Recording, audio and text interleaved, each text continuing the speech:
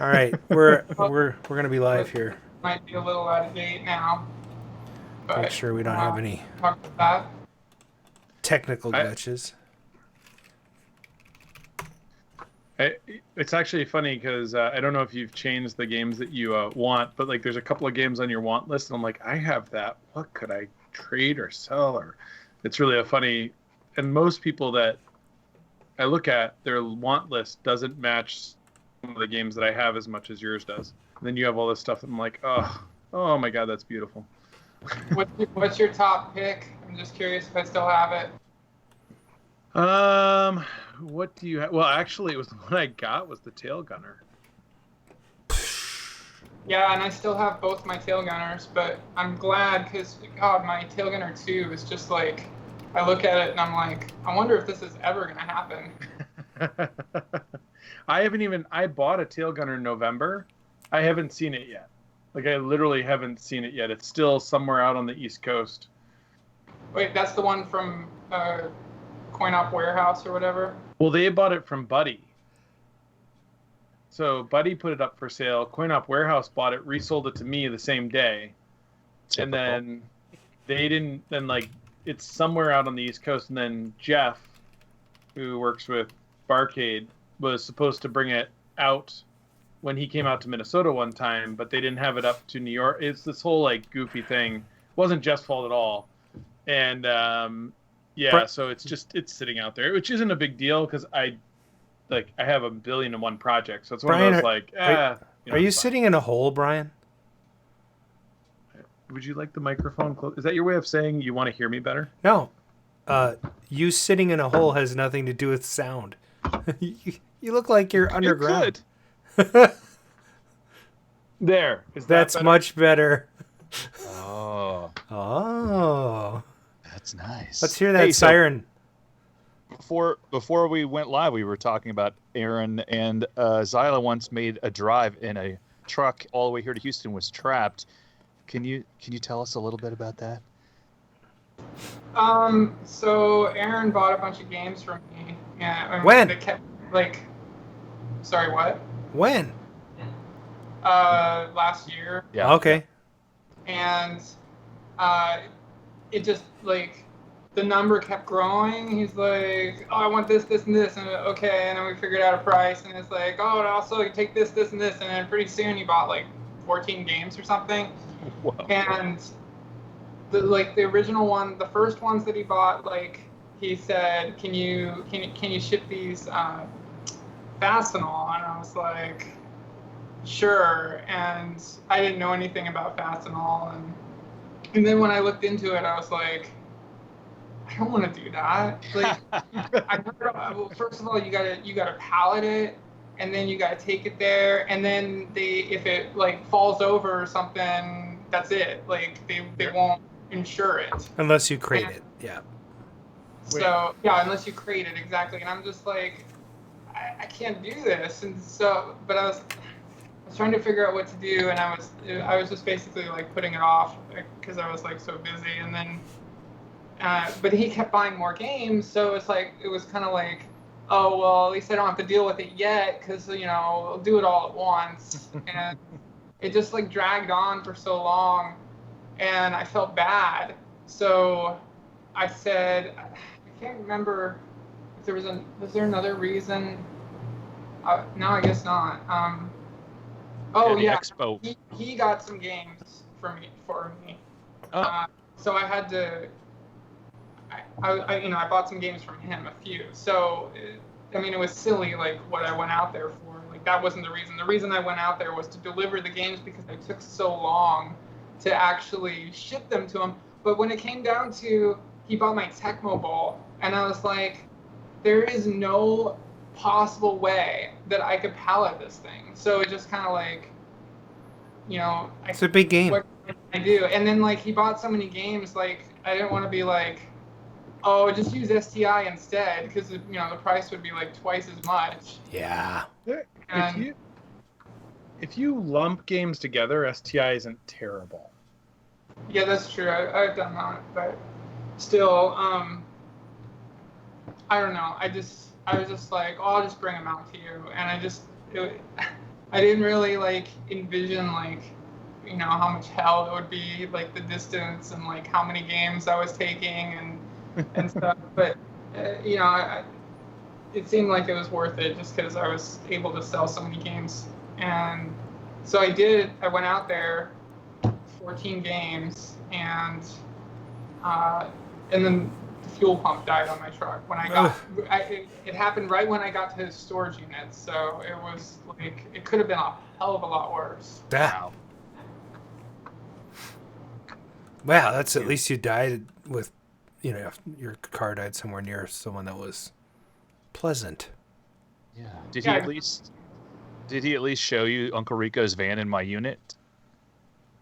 I don't think so. Oh, you got ripped off.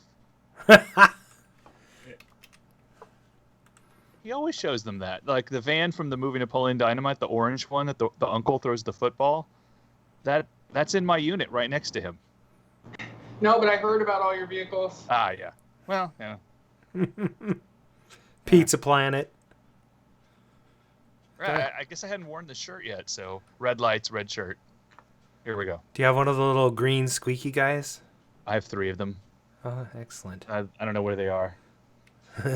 Usually they're in the claw machine.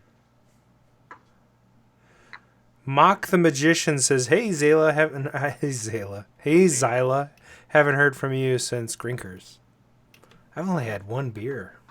Oh yeah. It was Grinkers was great. I got to talk to a lot of people that I don't get to talk to that often. But I mean, I suppose I could talk to people more often, but I just don't. Like when I'm when I'm not around people, I don't know. That's where I met you for the first time. Grinkfest. Last year. My hair was darker and gray. Okay, let's get this show on the road. Nice. All right. Okay. Yeah, here we go. Live from KOYR Studios in Minneapolis, Minnesota, this is Arcade Radio. Hello, Commander. Computer reporting. Intruder alert, intruder alert. Beware, I live.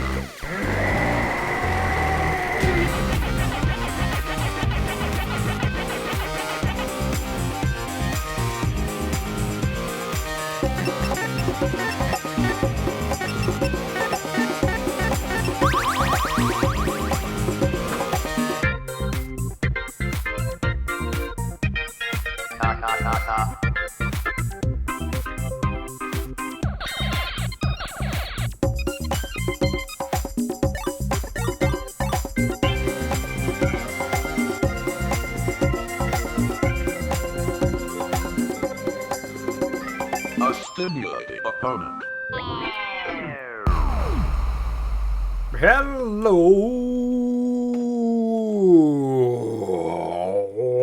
and welcome to Season 4, Episode 18 of the Arcade Radio Podcast. Today is Thursday, April 30th, 2020, and the time is now approximately 7:23 p.m. Central. I'm your host, Adam Ranzorks. I'm joined by Mr. Mark Time Runner Shields and Paradise Private Heavyweight Champion of the World, Brian Thirstall III. Joining us tonight, collector and one of the largest collection of vintage 80s games, entrepreneur and creator of Hyperspace Arcade in Colorado. Ladies and gentlemen, please say hello to Xyla Duval. Thank you for joining us tonight. Yay. I'm never going to say germs again, mister. I think that sounds like so freaking 80s stand-up. I can't stand it. Ladies and germs. Yeah, ladies and germs. That's funny. He did it 3 times in a row. That's not bad. Yeah, well, I didn't do it last week either. So, this is the section of the show where we talk about what we've been working on, and that means in the hobby, or if you just aren't into the hobby right now and you're just stuck in your COVID-19 basement and all you do is sit there and look at dirty magazines all day long and... Okay, maybe we're getting to a dark hole. Like Adam, that's your life. Let's talk a little bit what you've been working on. Mark, why don't you kick us off? So, I have a Piranha, an original cabinet, and I've been restoring it. And I decided that I'm going to use the bit kit to bring it back. Oh. I'm done. I'm just waiting for T-molding. the bit kit, and I'm gonna take. Somebody had actually taken an edge connector and soldered it in, so I'm gonna take that off and solder in a JAMA edge connector, and then I'll be done, and it'll be pretty cool. It's almost complete. It doesn't have side art, but there's people with it, and so I'm thinking about doing something with that. Hopefully that game isn't terrible. I've actually only played it like twice. Have you played Piranha? I love Piranha. I have one. You do? Just dedicated cabinet and everything? Dedicated cabinet with art.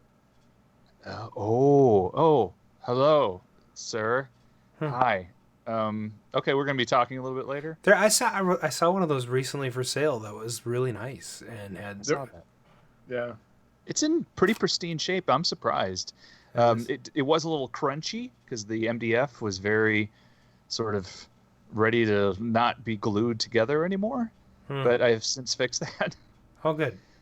And then the other thing is I have an opportunity. I'm not sure if it's going to happen or not to get a Space Ace and an Us versus Them. So looking into that, I have no idea. I'm just waiting for the guy to get back in touch. Does the Space Ace have the Laserdisc player in it or no? It does. They both have Laserdisc players, and I don't know. I asked for pictures of the Space Ace. I think Us versus Them is always converted, isn't it? Yes. Yes. It was a Mach 3 conversion most of the time. Mach 3. Can I make a suggestion? Yes. Regarding that, if it's the original Laserdisc player, it's probably gonna have problems. Whatever you do, don't be tempted. Don't Dexter it. Just don't do it. Okay, just get the better Laserdisc player, or I recommend the LDV 4400 and the LaserCon or the Merlin or whatever, and it's amazing. My Space Ace and Dragon's Lair, I did that to both of them, and they worked flawlessly the whole time Hyperspace existed, and they still work. nice. Pioneer. It's a Pioneer Laserdisc player. Is that right? Yes. Yeah. LD. What was it? 4400. LDV 40. I think I may have one somewhere in storage. LDV 4400. Yeah. Sweet. Hear that, people? Don't Dexter your stuff. Yeah. Don't Dexter. It's like putting an else. I hate to trash talk someone's product that's trying to keep arcade games going. I appreciate that, and sure, I understand. Maybe, I don't know. I haven't bought a 4400 in a while, but they used to be on eBay all over the place, and they usually work. I've bought many of them. But so Billy Seven's asking, why not a Dexter? Oh, that's what I was going to get to. Okay, the two issues with Dexter are, people may argue with me, but I swear the timing's not right, because is it too fast? You just die in places that you don't die on a real Laserdisc player. It's not the time. You can't get the timing right. And I've been playing those games, Dragon's Lair and Space Ace, for a long time. I wouldn't say I'm the best at them, but I'm pretty decent. And I just can't play an extra machine. It's just wrong. And the other thing that really bothers me about it is the blurry video. So obviously they took a real Laserdisc and they digitized it. And the Laserdisc is analog video with NTSC encoding built into it. And it causes artifacts, dot crawl, all that stuff. So they have to digitize it into something. It's not going to have NTSC encoding in the files that is playing off of the whatever. Right. They're state media on it is. I don't know exactly what the technology is, but anyway, so I don't know if they tried to clean it up so that you don't, if you digitize something that's already got artifacts in it, it's gonna look worse. So they probably just put some kind of smoothing filter on it, and it just makes the whole thing look really soft and kind of slightly blurry. And it's very obvious that it's not a real Laserdisc player, at least to me. So when you go so I can understand the game difference in Dragon's Lair, but if you take a game like Mach 3 or Us versus Them, where it's more of a overlay thing where you're using the Laserdisc for the background, so then you're getting the blurriness, correct? But not the actual timing problems, or do you still see timing problems? I don't know. So I have a Mach 3 project, and I was gonna put I think the LaserCon is the one that works. It only works with the LVV8000 player, but I've not done it. I've not used a different Laserdisc player in a Mach 3. I mean, considering the nature of the game, like you said, you're mostly gonna notice the detail in the graphics overlaid on top of the Laserdisc background. So I imagine it wouldn't look as bad, as opposed to where the whole game is like a cartoon that's on a Laserdisc. But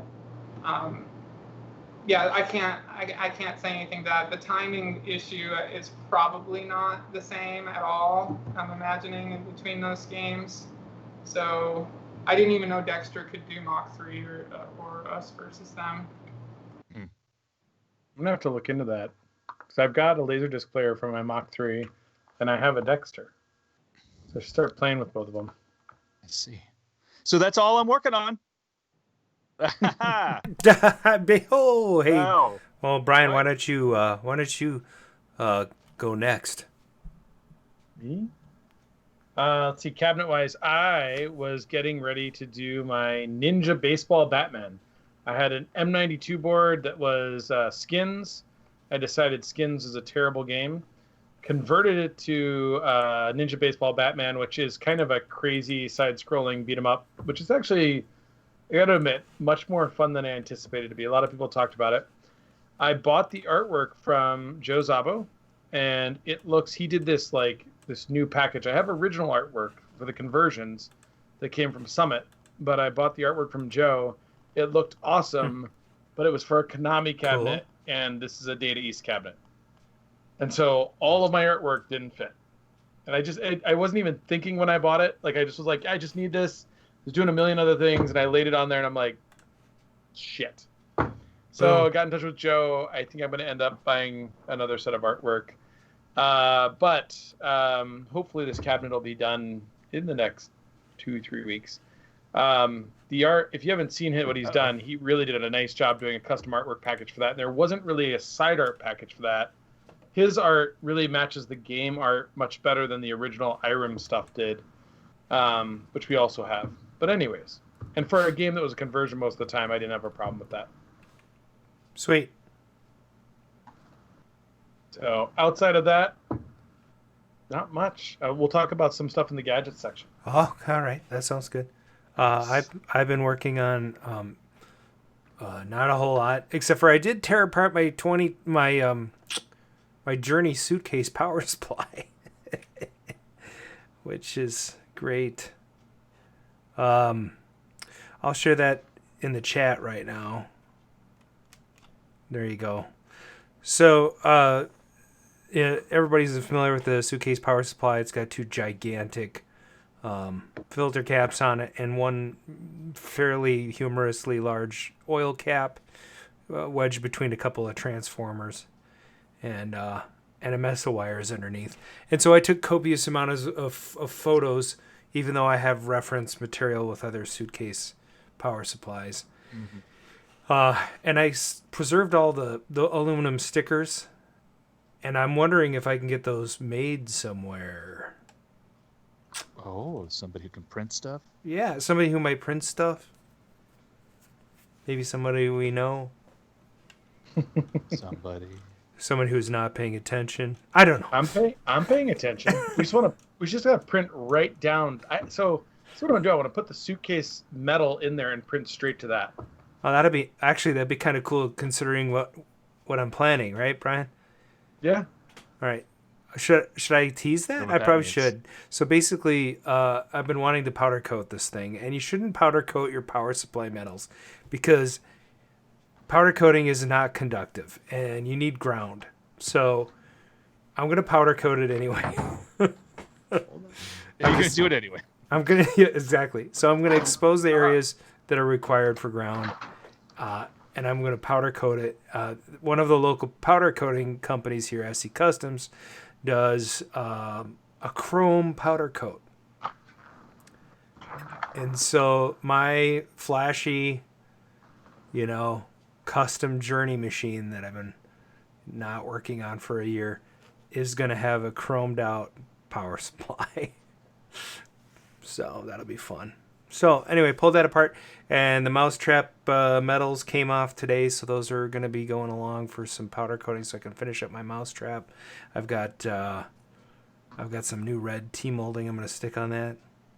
When I bought that thing, it had black T-molding, but somebody had put red tape over the top of the T-molding. Or maybe it shipped with that, and they just never took the red tape off. But it looks really cool, I thought, the red. So I'm going to go with red instead of black. And, because why not? I'm not giving it to anybody else. It's my game. I like it. This is my one of my Atari power supplies from System 1. So Roadrunner, I was going to do some custom printing on here just to have some fun with it. So we'll see. We'll see how that goes. Well, I missed it. I was on a different screen. It's just I had it done in black. Oh, okay. So we're going to throw a little Roadrunner symbol down on here and do the fuse values and everything straight onto it. But the thing is, for that too, you need to grind off the part of it to make sure you have ground. No, I got to make sure I have ground. Yeah, no, ground connections need to be there. And we're taking care of that. Yeah, because that would suck. Speaking of grounds... We fix... You know how many up-down cabinets they clip the grounds on? Yeah, that is just insane. We won't go there. Yeah, oh yeah. It's insane. Like, we have 100 power cords now, and we've been reinstalling grounds in like 50 cabinets. I bet Xyla knows the importance of grounds. Yeah. I mean, most of the time. Sometimes you take them off when they say you're not supposed to. Yeah, have you had to do that so you could make it work? Mostly with monitors with, like, interference patterns. It's like, why is there a ground wire going to the frame when you disconnect it and the interference pattern goes away? Oh, interesting. Oh. So it's and we just had a guy on, James Dindorf, who had the opposite experience. He had all kinds of problems with his monitors because there was no ground. So yeah, it can be either or it doesn't care. Like, I have not quite mastered the art of figuring out why it's like that in a particular game, what the difference is or anything. But they should make plugs with like a little switch so you can turn the ground off. You know what I love is when there's no ground. Well, it's weird because I think they say, like, some people will be like, oh, you need that earth ground, or it's like, a hazard or whatever. But then it's like, so many games don't have any kind of ground going to the monitor. I love it when you don't have a ground and you lean on the metal on top of the machine and you get a jolt. That's my favorite. Oh, can I tell a story about that? Oh yeah, for sure. Of course. So I've always noticed that, like, between pinball machines all the time, like, you like touch the rails, the side rails on two different machines, and you get that current through you. It's like, it's not a big deal, but it's like, it doesn't exactly feel great. Yeah. But it's just normal, really. Like, anyway, I had in Hyperspace, I had a Terminator 2 and a space gun right next to each other. And people would, like, lean. I can't remember how it went, but they would lean on one from the other, and they would get that effect. They'd come up to the counter and be like, "You better do something. I got electrocuted." I got electrocuted. Oh yeah. Well, tell me about it. And it's like, I was playing Terminator 2, and then I, like, bumped into Space Gun, and I got shocked really bad, and it's like, okay, well, sure to take care of that. And it's just like that little, tiny bit of current that you feel like that. It's like a 9-volt battery. You'll lick the 9-volt battery. Your life was not in danger. Has anyone else licked a 9-volt battery in the last 10 years? I have. My wife says her brother made her do that. Are you promoting beer at the same time you're talking about 9-volt batteries? This is a B-52 Hello Marshmallow. Oh. Which is just pretty decent. So I've never heard of that. So at my house, we have these parties, Xyla, and I had this room where they had rewired it, and they cut off all the ground to the room. And my Cheyenne in that room with the metal gun, people would go, and we actually have a pool down one end of the house, and they'd go in the pool, they'd come inside, and the kids would go to play the gun game, and they'd hold the gun, and it would it would zap them because there was no ground in the whole room. That's awesome. That was less than ideal. Is that where you found like all these wires stuck in the wall or something? Yeah, it was literally like this lump of wires that was shoved in the wall with like electrical tape. It was oh my god, that was a disaster. You know what else is in that room that could use a good jolt? A game that Xyla has on her want list. Uh-huh. What game is that? Pray Adam tell. hates Exterminator. Why? So I actually got an Exterminator, but it's like a factory conversion. So I'm still looking for the one with a little like house shape on the top. You got that? And Adam hates it. Yeah, you're welcome to it, Xyla. Take it from him. Trade him for a tax scan or something. Just get it out of there. It's the worst game ever. I don't know why you want it. I actually bought it at a captain's auction, and we won't. Just tell us what the price there. is. Just tell us what the price was. It wasn't very much, but what was funny is it didn't work until Billy Seven, who's in the chat, and I spent probably about 15 straight hours getting the freaking sound working because somebody had plugged in the soundboard backwards, blown out half of the chips. And what was funny is like it says like the label of the testing doesn't really match what's on the boards. So we were convinced that like we had one board working and the test wasn't working on something else, and it was completely the opposite. So anyways, but it is fully working now. Mark is licking a 9-volt. I think Do it's it. a cool game. Do it, Mark. Adam, Do it. Adam hates it. Mark is just about to lick a battery.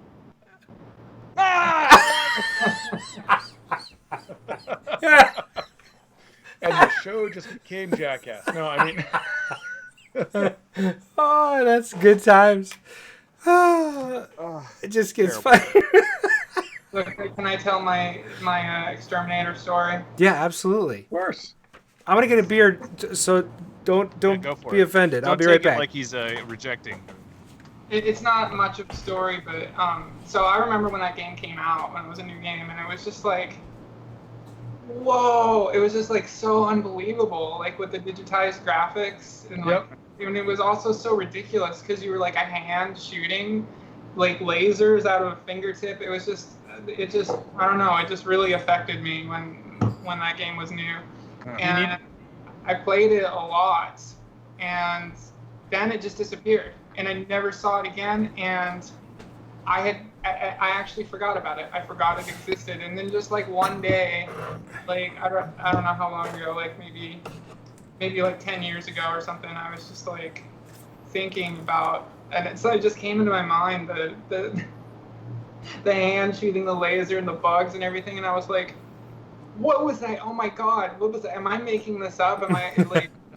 Was this a dream I had? Like, that happens to me sometimes if it's like a game that I haven't. It's more of a nightmare. But anyway, like I figured out what it was, and then I remembered everything, and the name and the cabinet shape and everything, and I was just like, I have to have one of these because I remember how much I liked that when it came out. That is amazing. Awesome. 2 people on the planet that love Exterminator. Maybe The it's just that sound in Brian's that doesn't game work. is awesome. Brian, we're going to have Warren on this show, and he's going to tell you how much that game sucks. Oh man. Maybe It's next awesome. week. I'll call him. Okay. Do it. I can't believe Calm you down. licked a 9-volt. Hey, Xyla, what have you been working on in the hobby? Moving. I've got like a trailer full of games right now outside that I have no room to put them until I get another storage unit, and I've got like a million games packed into my place, and I can barely walk. So I can't work on anything right now except hopefully making space so that I can move. Yeah. Trying to think what the last things I was doing was I sold some games. I have a really bad habit of selling someone a game that's not in the condition that I promised it will be, and then it's like, oh, it's okay, I'm not gonna, I'll buy it like in a month. It's like, okay, and then they send me the money, and it's like, okay, I don't need to pick it up for another month. And this was happening with some games, like as I was getting ready to shut down Hyperspace, and then the time comes and it's like, oh shit, like this R-type is a mess. Like I have to fix this. So so then I'm up all night like bondoing and painting and everything to like fix the cabinet, and then it's like then I present it. It's like, here it is, just like I promised. And meanwhile, I have like no sleep. Well, you know what? We're gonna move on to our next segment because this has been one of the best what you've been working on segments in a long time. I think. I don't know. All right, guys.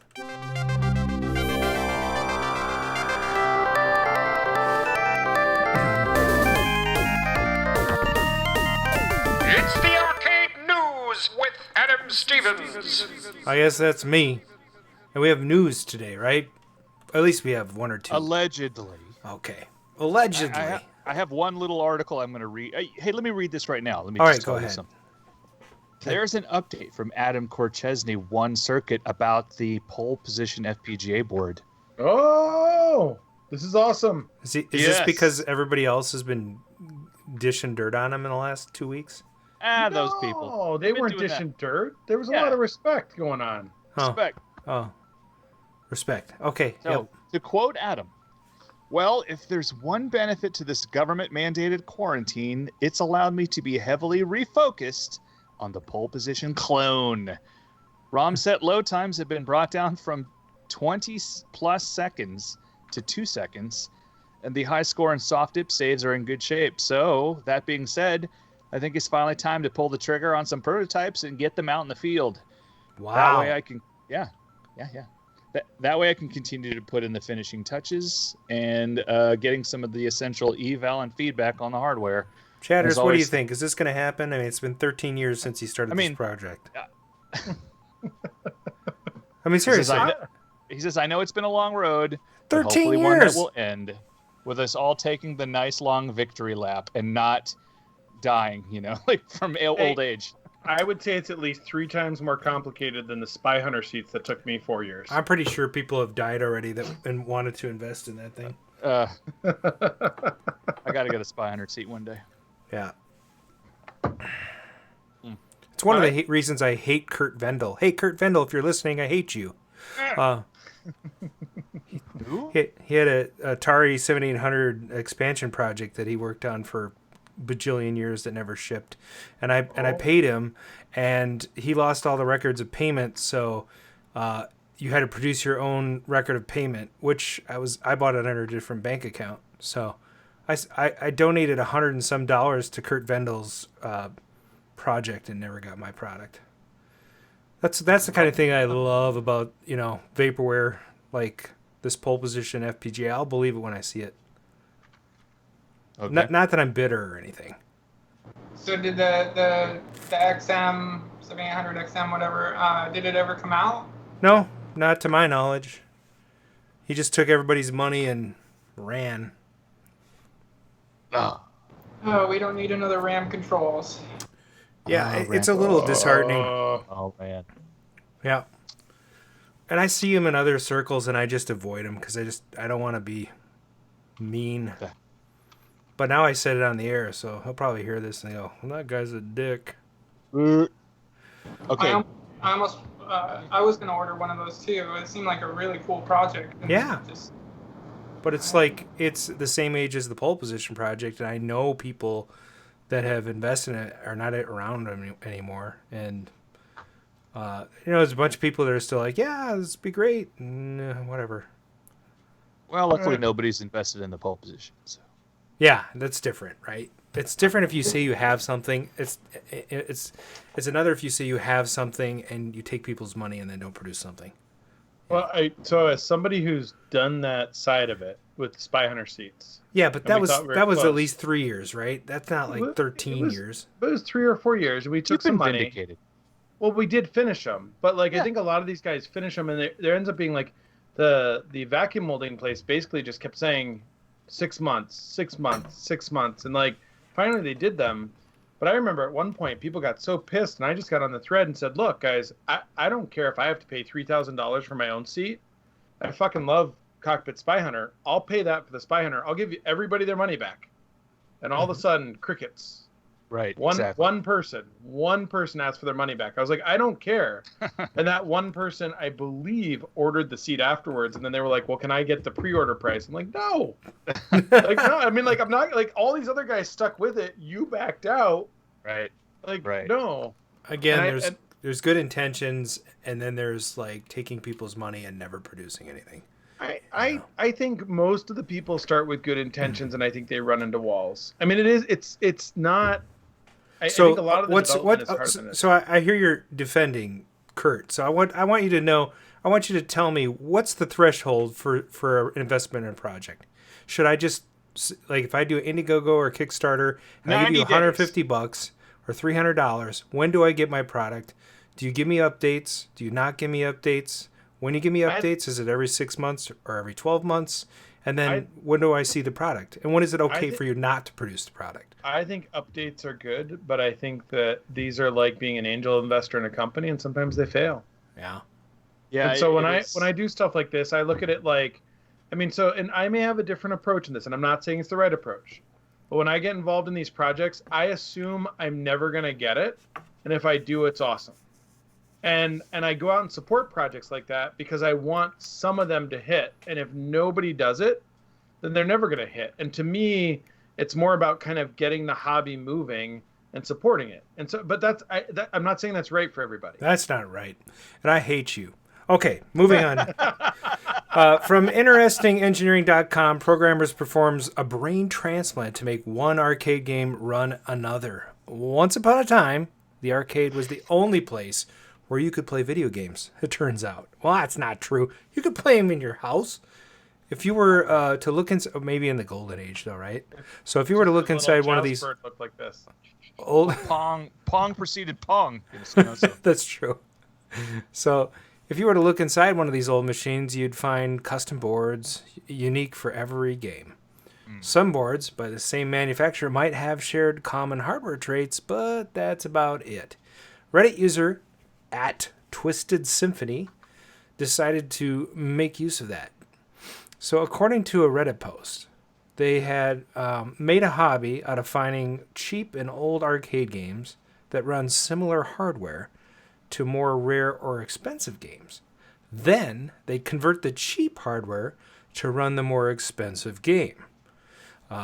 So the Redditor had been hacking around with Taito 2 F2 hardware in one of the conversions they turned into Aiku, not Koshin, which is a Japanese baseball game, into Gun and Frontier, a vertical shoot 'em up, and posted about their experiences on a wide breadth of different tools and techniques. By using MAME to discover the differences between the hardware, they were able to perform the needed physical hardware hacks, such as a few baud wires and extra address lines and such that made the transplant possible. So while there were minor issues like graphics corruption and controller problems, they were successfully able to run one of these old games on another setup hardware. So that's InterestingEngineering.com. Check that out. Right. That kind of reminds me of the whole, we're going to be able to run Sky Skipper on hardware. Where the hell is that? Mm-hmm. Well, I forgot to even ask that last week. What the... Well, we could have him back on. I mean, I don't... I think he's... Well, I forgot totally about that. I want a Sky Skipper. Anybody else here? That'd be kind of fun. I would actually... I love Nintendo cabinets. I just am... I wish all the games were great. Well, wait a minute. They are. Right. So I read this article. I'm sorry. What'd you say, Xyla? I'd have to disagree with that. You hate Exterminator. I pretty much hate all Nintendo games. Oh, you don't like Donkey Kong or Popeye or any of those? Have you ever played Hellfire? I like Popeye, but technically Popeye wasn't made by Nintendo. Just like R-Type. I love R-Type, but it's not really a Nintendo game. Take him to him, Xyla. That's right.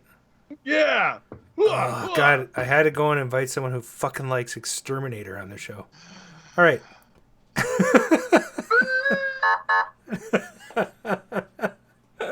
All right, we're gonna skip this next news article because I'm done with the news. So here's the thing, though. I read that article, and they were talking about this whole brain thing. It's like, yeah, that's what people do all the time. And we did that with an M92 board to make Ninja Baseball Batman. And it was this Hackaday article. It was actually coming up on my Google feed. Oh. And I'm like, that's not news. Hey, that's slow times, dude. What do you want? It's the basis of the Bit Kit. He does one board set that plays a bunch of stuff. Yeah, that's what I was thinking. But and this next article is about someplace closing, not opening, and I don't want to do that. So let's move on to fine. Let's do something more interesting. Back in '82. Wait a second. Did we skip Brian? You're skipping me again. Did we skip him last week? Yeah, No. you did. Did you? I think we did. Early and he blew by me to you. I got fired. That's awesome. Let's back this up a minute.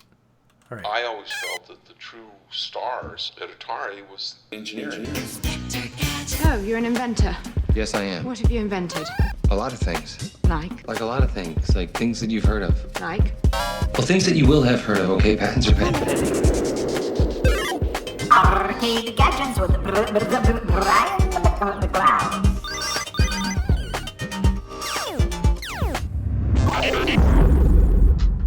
Welcome to the gadget section. So we've got a couple of new and interesting things going on today. One of them I'm going to show, one of them I can't show. The one that I'm going to show here, and I can't show Why do you pictures of it do actually that? run. Why do people do that? Why would you tune into a show to have someone say, I'm not going to show you something? I'm going to talk about something. You talked about the news. You didn't actually show us the brain transplant. Okay, fair enough. Drop mic. Leave room. All right, so we have had several problems with fixing 6100 high voltage sections, boards, and all sorts of stuff, or 6100 neck boards where people crash into them and crack them, and we needed a solution for this. And there is a solution that is out there, but it was very expensive, and we fix a lot of 6100s. So we reproduced the 329 and the 316 boards for the 6100. It's a direct copy. There is no innovation to this. Dave nice. Okert is working on an awesome board that innovates a little bit and adds some other features. That was not the goal here. The goal here was cheap, easy access, original reproduction. If there's any hacks you did on the original board, they can be done on this. Even the traces, I don't know if you can see that really well. The traces are exactly the same as the original. So we did the pores the way they originally done. All the markings are on there so you know what goes where. But the idea of this was your original board is toast. You want to take some of the components over. And we had a little debate today over whether people would use old components or new components. I said, knowing the arcade people that I know, they will spend 40 hours transplanting components rather than spending $10 on new resistors. So my guess is a lot of people will be using their old stuff. But we've got neck boards done in the 2 high voltages. We ran the 329 and it ran like a champ. So this now... And tell us how much it'll cost, Bob. Well, so our goal on this is, like I said, it's cheap. So we're going to put these out at probably $15 a board. Awesome. It'll be like $1 shipping. So literally first class envelope out to you. I got to say, that's for the high voltage, right? Not for the deflection. Yeah. What's the deflection going to run? The neck board's probably going to be about $10. The deflection, probably not much more than $20. I still have to get the final numbers on it, but probably a $20 board. So we can buy a kit for like $50. Yeah, well, so we don't have kits. I mean, you could buy the trifecta. You could get the. Yeah, exactly. I'm not saying a parts kit. I'm just saying for the boards. Less than $50. That's pretty awesome. The goal is really just to like provide people something that they can play with, that they can have. Like I have a lot of broken neck boards, and so that's the whole goal. Well, just think about how many chassis boards also have like huge burn marks where the LV was, where that section is, right? So, I mean, I would actually consider buying one because it's blue and it would look cooler in the inside of the Star Wars than the green one. Well, and what's funny is I've had all these people going, "Oh, you should have done this. You should have done this. You should have done this." I'll take 2 of them. Right. You know, so and really like like I said earlier in the show, one of our goals is just to provide this stuff at a reasonable, accessible price because it just makes sense. Jason, who is in the chat, who was on the show a couple weeks ago, is coming up with some awesome new stuff. This is not to interrupt those developments or like Dave Okert's developments. It's just to provide a low cost entry where you say, hey, I have some parts of my original board. It looks like crap because there's a hole in it. We literally have holes in some of our boards that people brought in. They go, can you fix this? And we're like, well, half of it's actually technically missing. So anyways, so that's the one new thing we're working on, which is super exciting. The other thing that I wanted to bring up, which I don't have a picture of, and I'm really sorry, is have you guys heard of the Pokémax? I have. So there's the Poké One, which is count. the Poké replacement. Yes. This is a Poké One right here. Yep, and those guys did a really cool job. The Pokémax kind of took it a step further. So if you read the description on the Poké One, which is really neat, they mention how it works in arcade games. They validate it in arcade games, but it doesn't quite have some things, and it doesn't work in the Atari computers. There we go. Right. The Pokémax works on all Atari-based products. Finally. Wow. And they actually have stereo output capabilities. There's a whole onslaught of other things they've added to this. And hopefully, we'll see what's happening. I don't want to jinx us, but I've been talking with the guys over in Poland about bringing it to the U.S. through the store. So that would be I kind of approached them a while ago, and hopefully we're going to have them on the shelf soon. I've been sweet talking as best I can. So now you can restore your Ball Blazer cart that you stole your Pokey from. Well, or your Atari Classic computer. I'm just kidding. Used I mean, it was a joke, yeah. right? Like, who's going to spend $60 to make their Ball Blazer work? That is one of the holdups. So the Poké One is $40, I believe. Am I correct on that, guys? Yes, that's right. And the Pokémax, I believe, starts at like in the mid 50s or $60. Yeah, and so I'm kind of. Yeah. Makes me wonder what I don't know. It's like Xyla's talking about, minor timings in a Laserdisc game, and I know these are FPGA reproductions of Poké technology, but I'm like leery. Like when I stick this into, and how many does Star Wars need? 4? There's 4 of them, right? Was it? So Use a quad? Yeah, I think so. it's a quad. So then you're like, okay, you put all those in, and you're like, okay, what's going to be different? And also, those are on the soundboard? So you might not be able to use the Poké One. You might have to use the Pokémax. Yeah, and so this is, I mean, I don't know for sure. I want to get some of them in and do some testing, but to me, when you have one that can do all of the original Atari computing platforms and one that works specifically on the games, it seems to me like there would have been some more attention paid to the system if you're trying to incorporate everything. But I don't know. Sure. So it's a cost savings, though. But that's kind of cool. So 6100 boards. When can we expect to be able to order those? 6100 boards should be up on the site within the next week. Really? So we're actually, the 316 is built and out on the test bench. We should be testing that tomorrow or the next day. And then the neck board should be early next week. And so those 3 will be up there. Deflection boards. So realistically, you're looking at about 2 weeks for full availability on all the boards. Yeah. I mean, tentatively. Yeah. That's still good. And it's Paradise, ParadiseArcadeShop.com. All right, so that's pretty freaking cool. That's what I got. That's what I got for gadgets today. What did you have for gadgets last week? It's funny. I was laying in bed like middle of last. I'm like over the weekend. I'm like, did we skip Brian?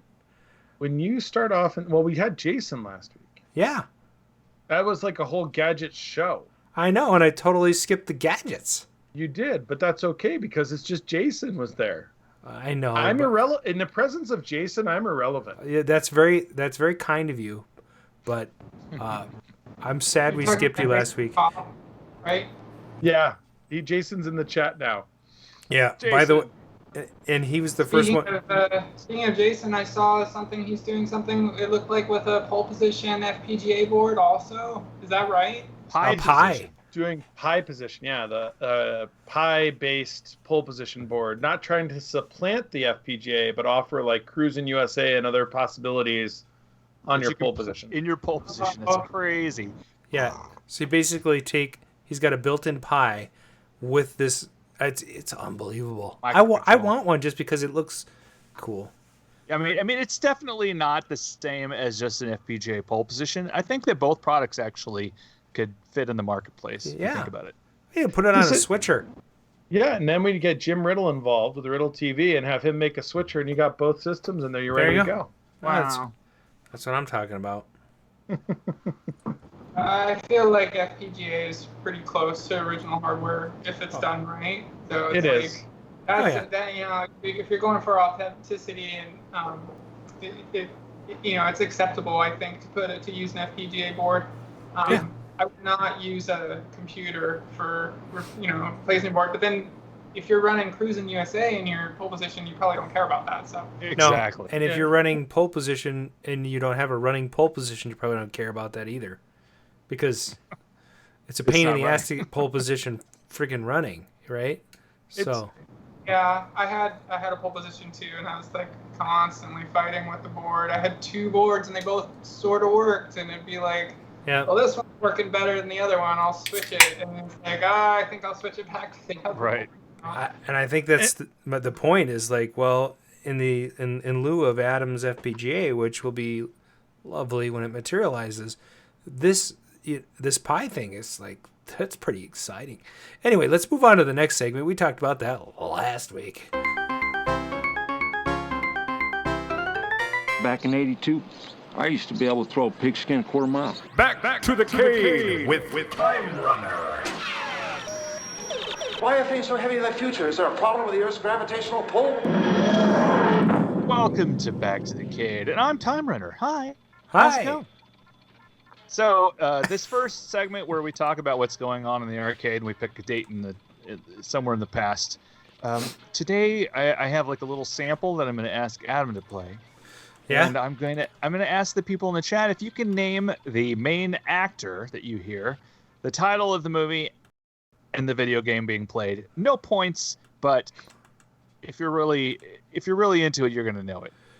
All right, so we're not giving any hints, right? You're just gonna. No hints whatsoever. All right, here you go. It's a movie from the 80s. This is really quiet.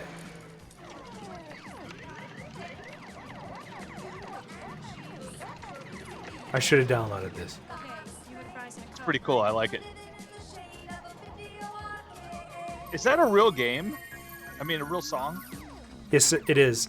I have it. It's actually on the reissue of the soundtrack. Let me just see what I'll pull up the song. And somebody already got it. Yo Eddie, I think, got it. Yeah. You gonna give it to him? Well, Yo Eddie got Matthew Broderick and Gallagher, but nobody's figured out the movie yet. Oh, it is not joysticks. Yeah. S1500 War Games. Nice correct. work. That's pretty good. Yeah. So let's see here. Was that Tic Tac Toe? No. Oh, that's kind of cool. They added a few things here. Let me just see. Choral version. Oh. No, I'm not finding it. I thought it was on here. Oh, Video Fever. Is that it? There you go. There it is. That is so cool. Yeah. Okay, I'm gonna add that to my list. Yeah. So Entrada re-released this. It's probably sold out. But if if I know a guy, if you need, because okay, just saying. So it's such a War Games type of vibe, that song. So weird. War Games actually inspired me to become a programmer. Just nice. It was a large inspiration for the book Ready Player One. In fact, there's several references to it in the book that are not in the film. And if you've never read Ready Player One, it's a much better book than it is a movie. Which is also a good. It's also a good audiobook, except for that Will Wheaton actually reads the scoreboard every time a chapter starts with it. Oh no! And it's really kind of cumbersome after like the 20th time. Why would he do that? They told him, he doesn't decide. So. No, they just hey, we're gonna pay you. You're Will Wheaton. You're a nerd. People will listen to nerds. So, I read it to myself, and because of the dulcet tones of Adam's voice, I fell asleep every time. No, I'm just kidding. What? Yeah, no. Nice. Okay, hey, what's in the juke? What's it? What's in the juke?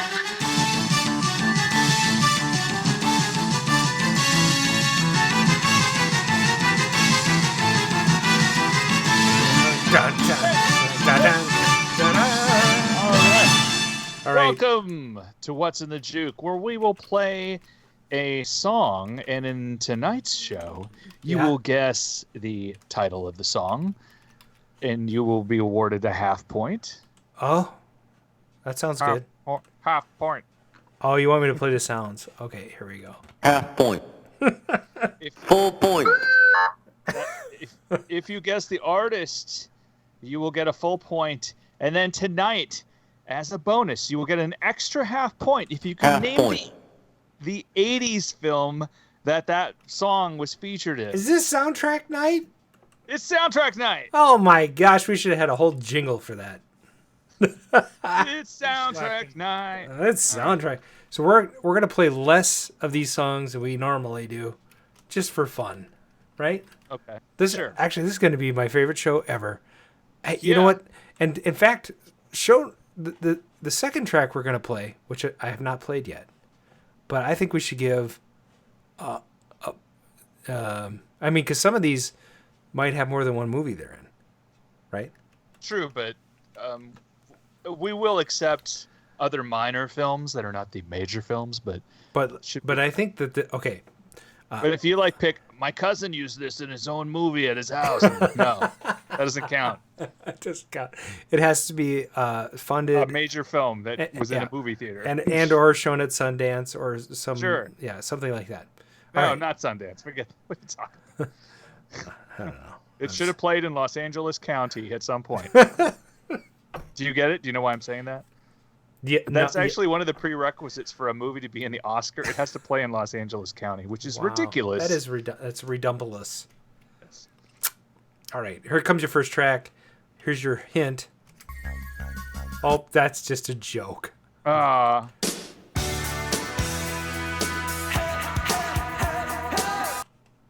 Nice. You don't need to play more than that, really. Metropolis says 80s pornos are excluded. That is correct, Metropolis. Oh, come on. I think it'd be good. How would we verify that in the first place? Casey Relford got the title. Mm-hmm.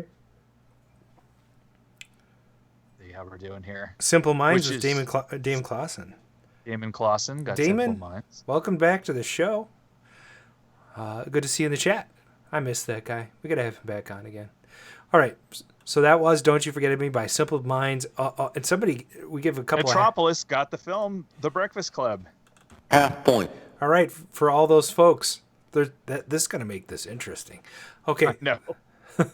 Now, this one has been in a couple of films. And I'm going to... I'll accept 3 films, Mark. And I'll tell you why in a second. I know that you're talking.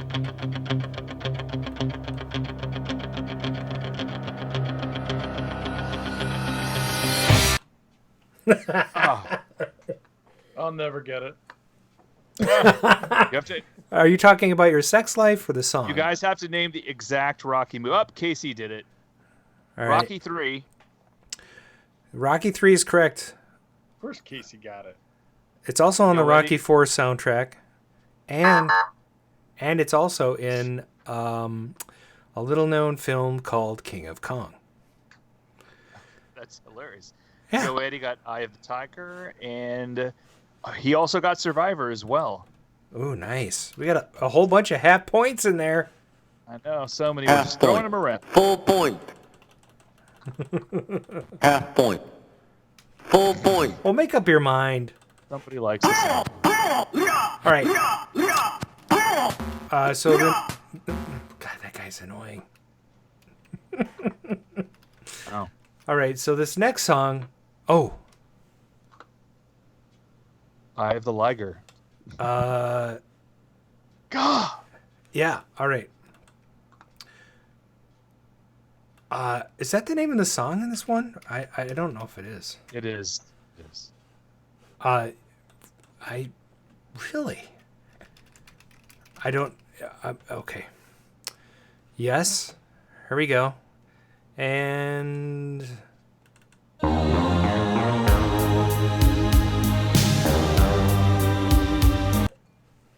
Nice. Is that good? I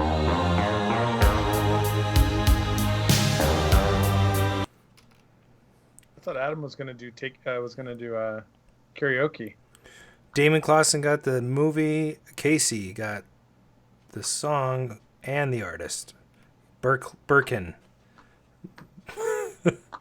So that was Take My Breath Away by Berlin, and Top Gun was the movie. There's a bunch of half points in there. Half point. And a full point for Casey. Full point. And you guys, you got to keep... Oh, hold on. I got to see what's going on here. Yeah? Okay, let's see what's going on. Xyla, are you getting these? These are... Sorry about that. Am I getting the songs? And Yeah, are you getting them before our chatters? Sorry, what? Are you guessing the songs before our chatters do? I thought that was War Games. I think you're close though. Not my breath away. This next song, oh, you guys are gonna like this one.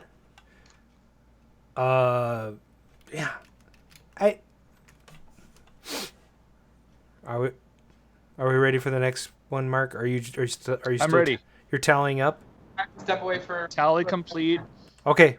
Casey's in first place. All right, here we go.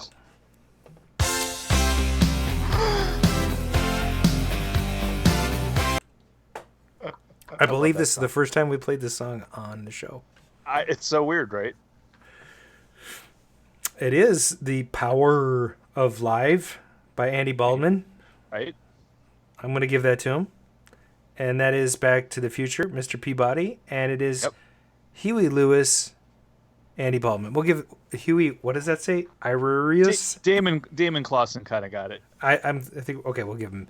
You make the judgment. That's your judgment call on that one. Huey Lewis, Back to the Future. Close enough. I mean, the Huey Irurius is pretty funny. But I don't know. We should give a half point just for the funniness. Half point. For all you guys. And we should do the next one. Oh, hey. This next one is a trick. It kind of, I think. Okay. I mean, it is and it isn't. Because I don't know. Yeah. I went on a date to this movie once. Really? Yeah, I sure did. I don't remember when. No, you know what? I saw it because my dad ran a video store in the 80s. and the movie, it was one of the new releases, so I watched it. Well, I was 12 when this came out, so I was probably... but wait, was I 12? Yeah, I was 12. So anyway, it was much later that I went on a date. So here it is.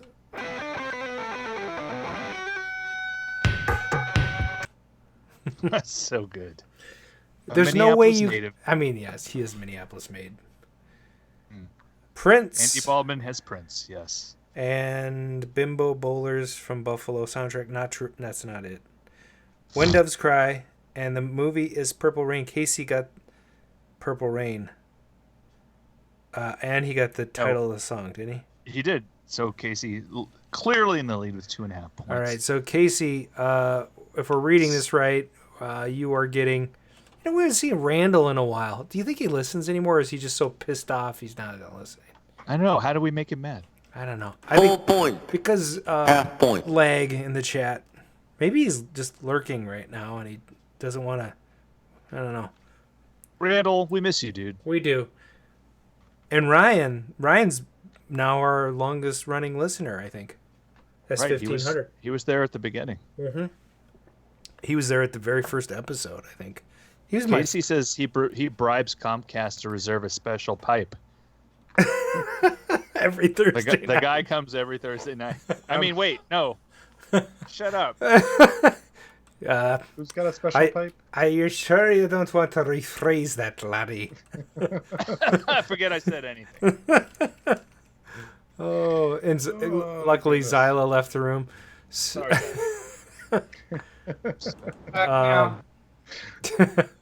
All right, so here comes your next one.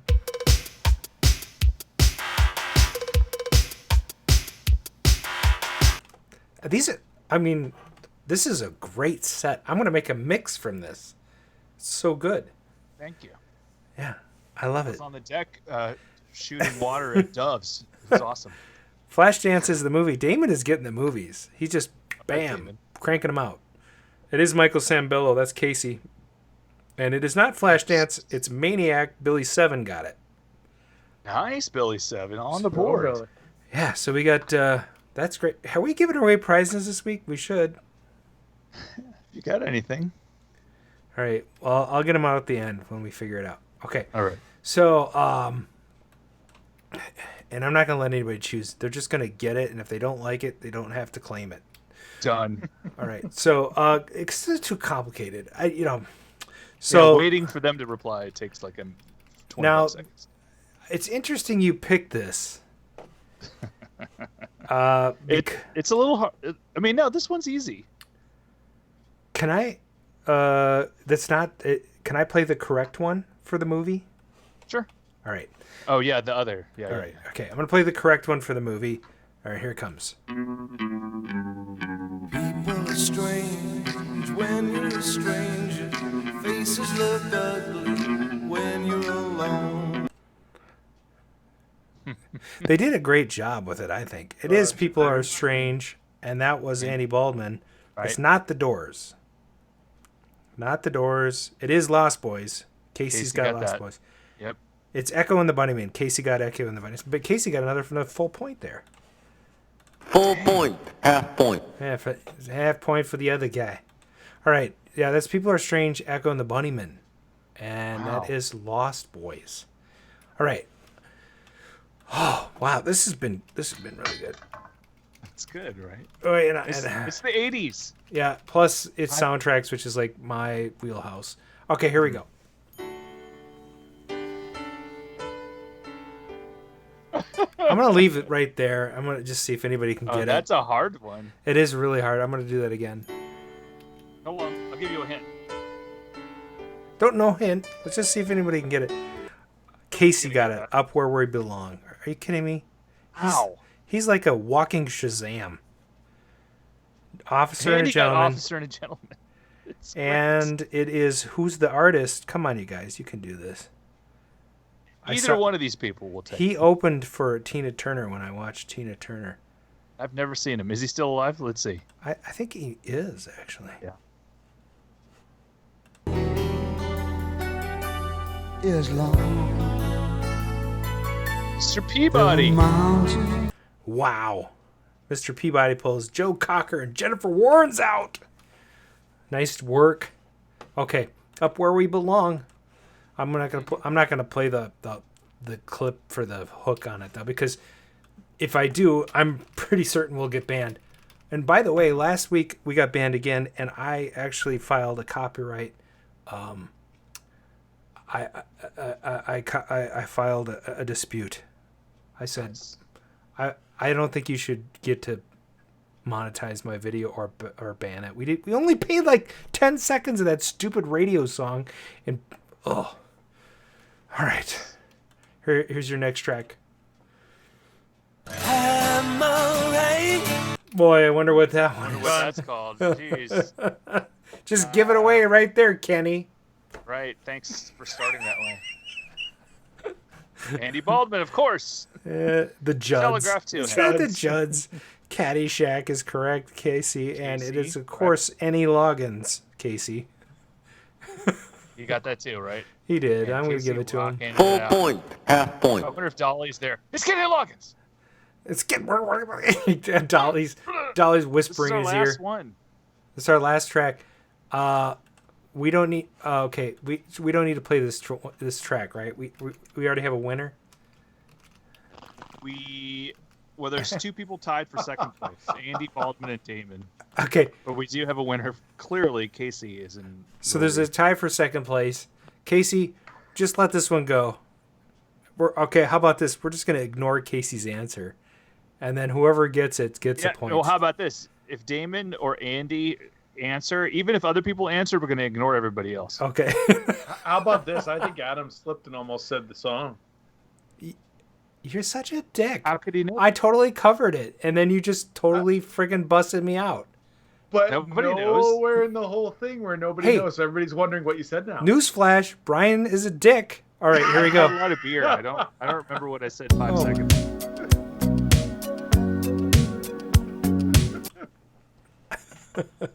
Let me just. Oh. Come on, Damon and Andy, you can do it. Last generation. Andy got Tina Andy Turner. Baldwin's got Tina Turner. Last generation. Okay, so Tina Turner. Oh, Thunderdome. Andy Baldwin. Andy's gonna get another prize.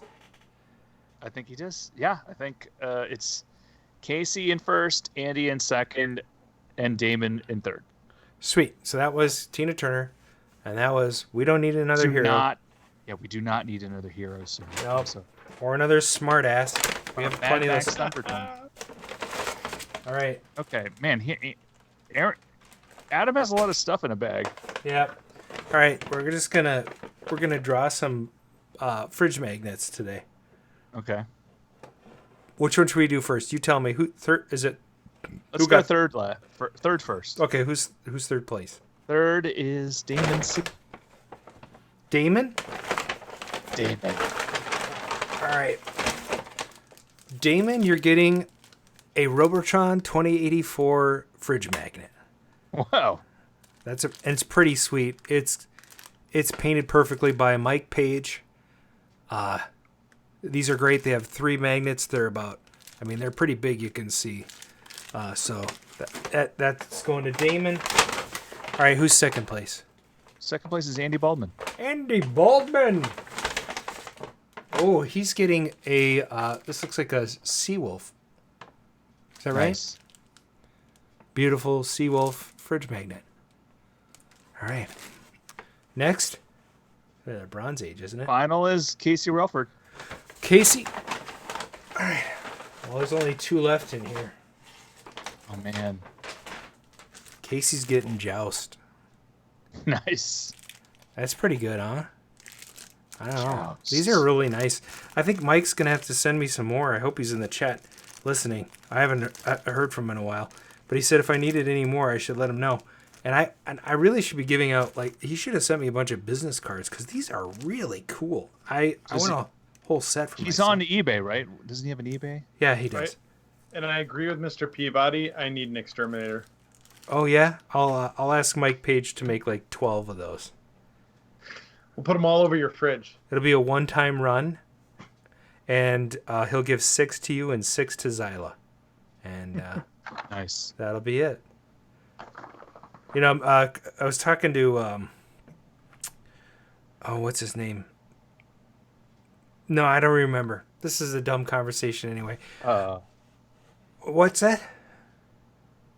Is it time? Is there any voicemail?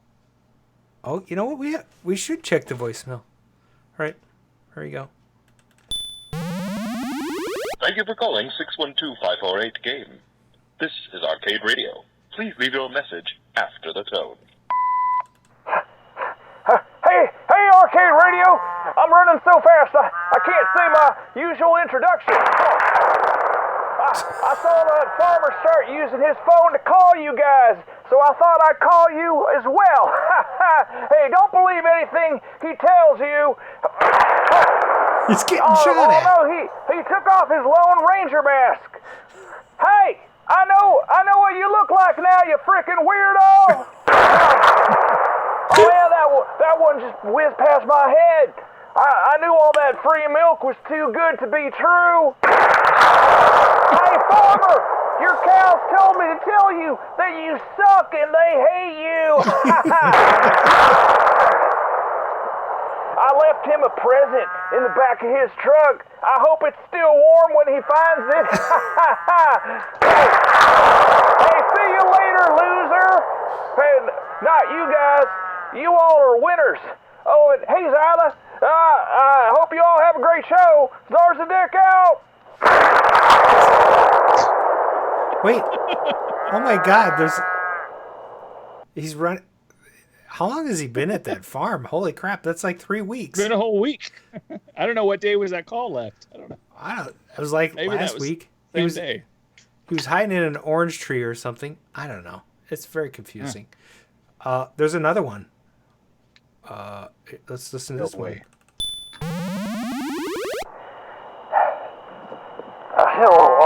Radio. This is Tim Farmer again. I'm chasing this rascal Zarzadek right now. I had to stop him from befriending my cow. Befriending? He's so fast and I'm getting all sweaty. I hate exercise. I had to take my video mask off just to call you guys. If I catch a disease, I'm going to be real mad. Oh, almost got him that time. Go find your own cows, you space bastard! Hey, I noticed you guys never star 69 me last week. Don't be afraid to star 69 me. I highly recommend it. Oh, I gotta go now. I just jumped the fence. Good riddance. One more shot for good measure. Does anybody even know what Star 69 is anymore besides our listeners? Because that's fucking hilarious. I think I like the farmer. I'm gonna be sad when he's not on the show anymore. That was like a he said. Oh my god. Xyla, is she falling asleep? Oh, okay, here we go.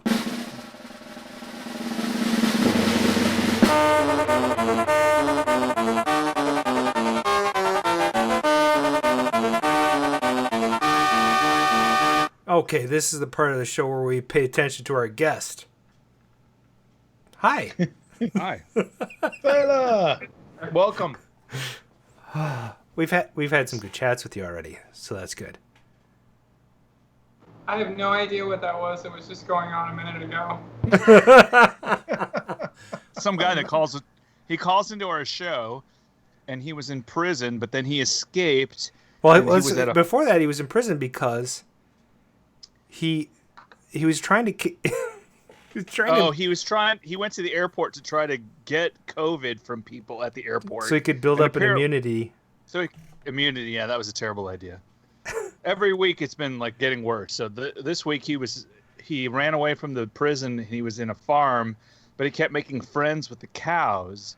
The farmer found out, and so that was actually him running away from the farmer and being shot at in the first call, and then the second one was the farmer who was shooting him. He's our control panel expert, right? And Andy Baldwin says Xyla's like, "What the fuck? What kind of weird show is this? What the shit just happened?" Hello, Xyla. How did you start your arcade? I'm just kidding. I love, like, we can watch the delayed chat and you can see Xyla's reaction and she's just like, what is happening right now? It's so awesome. Yes, this is the part of the show when it goes off the rails. So, normally we would kick off by asking, your arcade origin story, and like, where did you start liking video games, and how did you get into them? And well, we're gonna do that, but just in a different way. Okay. So, like, what I want to ask you first is, like, when you were a kid, what were your favorite games to play? It sounds like you're an Atari girl. So. Yep, big Atari girl. In fact, I guess Centipede was one of my early favorites. Did you know at the time that was co-programmed by a woman? I did not. Didn't really know anything about how it was made or who made it. And what drew you to Centipede?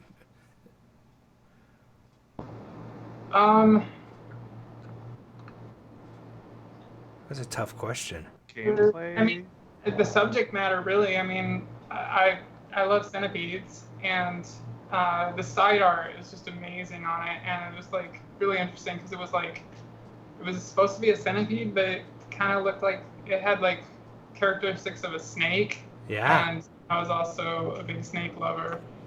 Now, plus the game was, I think it's one of the best games ever made. So it's just like everything all combined. Like, I just loved it. Now, I think this is really cool because not only was the arcade game awesome, but the port for the Atari 2600 VCS was pretty good too.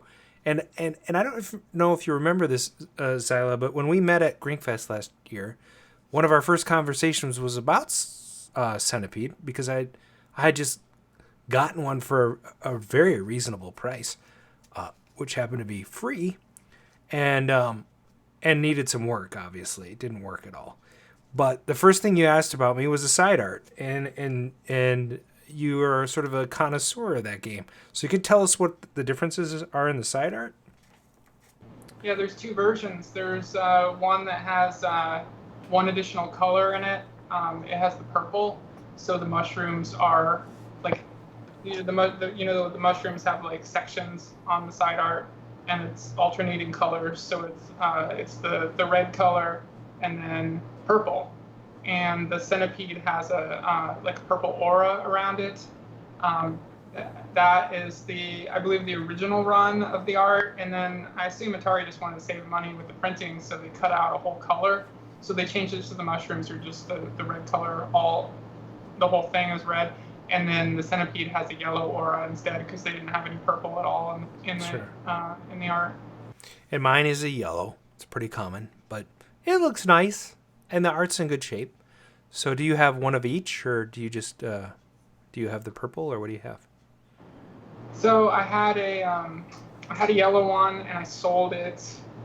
The one that was in Hyperspace, and then I picked up one here in Las Vegas that it has yellow. It also has yellow, but unfortunately, because I like the yellow. I'm weird. Like, I know it's one less color, but I just like the yellow, and I don't know, for some reason I remember seeing the yellow one more often. But so I have another one with yellow, but the side art's in such bad shape, it's like torn off at the control panel on one side, and you just see the bare wood. So it's got to be replaced, and unfortunately, the Phoenix Arcade art is purple only. And I have a set of, but I don't know, I have like the crazy ideas because I want to get into reproducing side art, and I get the idea of making a yellow set, but like, who's gonna buy that? Or it could be something that's not, never existed, which is keep the purple in for the mushrooms, but do the aura in yellow. Well, I, if you're interested, I think Doc Mack might be willing to help you out. So, because he's got his own shop, and he does printing, custom stuff, and we were talking last week on the show. I'd like to do some custom stuff, but it'd be cool if you could do like the purple, like have a totally unique Centipede. What's your opinion on that, by the way? Let's just say you find, okay, this is going to be a group discussion, but do you guys believe that you should go all original all the time? Or if you get a game that was totally destroyed, converted into something else, does that give you license to customize it, make it more interesting? What's your opinion on game restoration? I think it's always better to keep it original, but I like the idea of having like just like special projects where it's like, I know this isn't original, but I'm gonna do this thing. I'm gonna, sometimes I see people like taking like conversions, and it's like, I'd rather see someone take a conversion and enhance it if they really like it and they like the cabinet that it's in, like just enhance it as is, because it's like, to deconvert a game, you're taking away a game. It's like, for instance, like Defenders are all over the place, right? Sure. And it's like, you got like now this may be a bad example because I don't actually like conversions in the Defender cabinet because it's got such a unique shape to it. Yeah, so it when does. you look at it, I just think, oh, that's a Defender. But sometimes you have a game that's converted and it's like a newer game that's like not common, and it's like, well, there's a chance to play the game. It's in a cabinet, and what else are you gonna do? Or so people who like deconvert a game, it's like, put it back to a Defender or whatever, and then like pull out the JAMA board of whatever game it was, and then it's like, now you can't play that game. It's like, but you can play Defender anywhere. So I kind of have like that feeling about it. And there's certain games like that. Like, I think I agree with you in some respects, because especially Defender, because there are a lot of Defenders. I don't know how many they made, but it must have been like 1 billion. And I still don't know. And I hated that game when I was a kid. I hated it. It was very difficult. It was hard. Stargate is much better in my opinion. It's interesting you say that because that's also hard. But I and by the way, I'm trying to get Larry on the show, Larry DeMar, because we've already had Eugene on twice, and Larry he was going to do the show, but he's gone into hiding. I think he's just avoiding COVID altogether. Like maybe he thinks he's going to get it from Facebook. I don't know. So anyway, sidetrack. Yeah, I agree with you. What if here's a question for you. What if you had a beautiful specimen of a defender that had been that looked like it was Huo, let's for example. And then you just here comes the angst. And then here comes the angst. And then you decide, I'm going to strip this thing down and turn it into something else. I don't know. Like maybe like a game that was in, I don't know, War Games that, might have something to do with Agent X or Cloak and Dagger, Yeah. No, I would not. I don't think that's a good idea. Like, I'm not going to, I just shut up. But I know a guy who did that. That would be like taking a Spaceman Scramble cabinet in beautiful condition and sanding it down and putting LED T-molding on it. Painting it green. Make it... Sorry, Dan. Okay.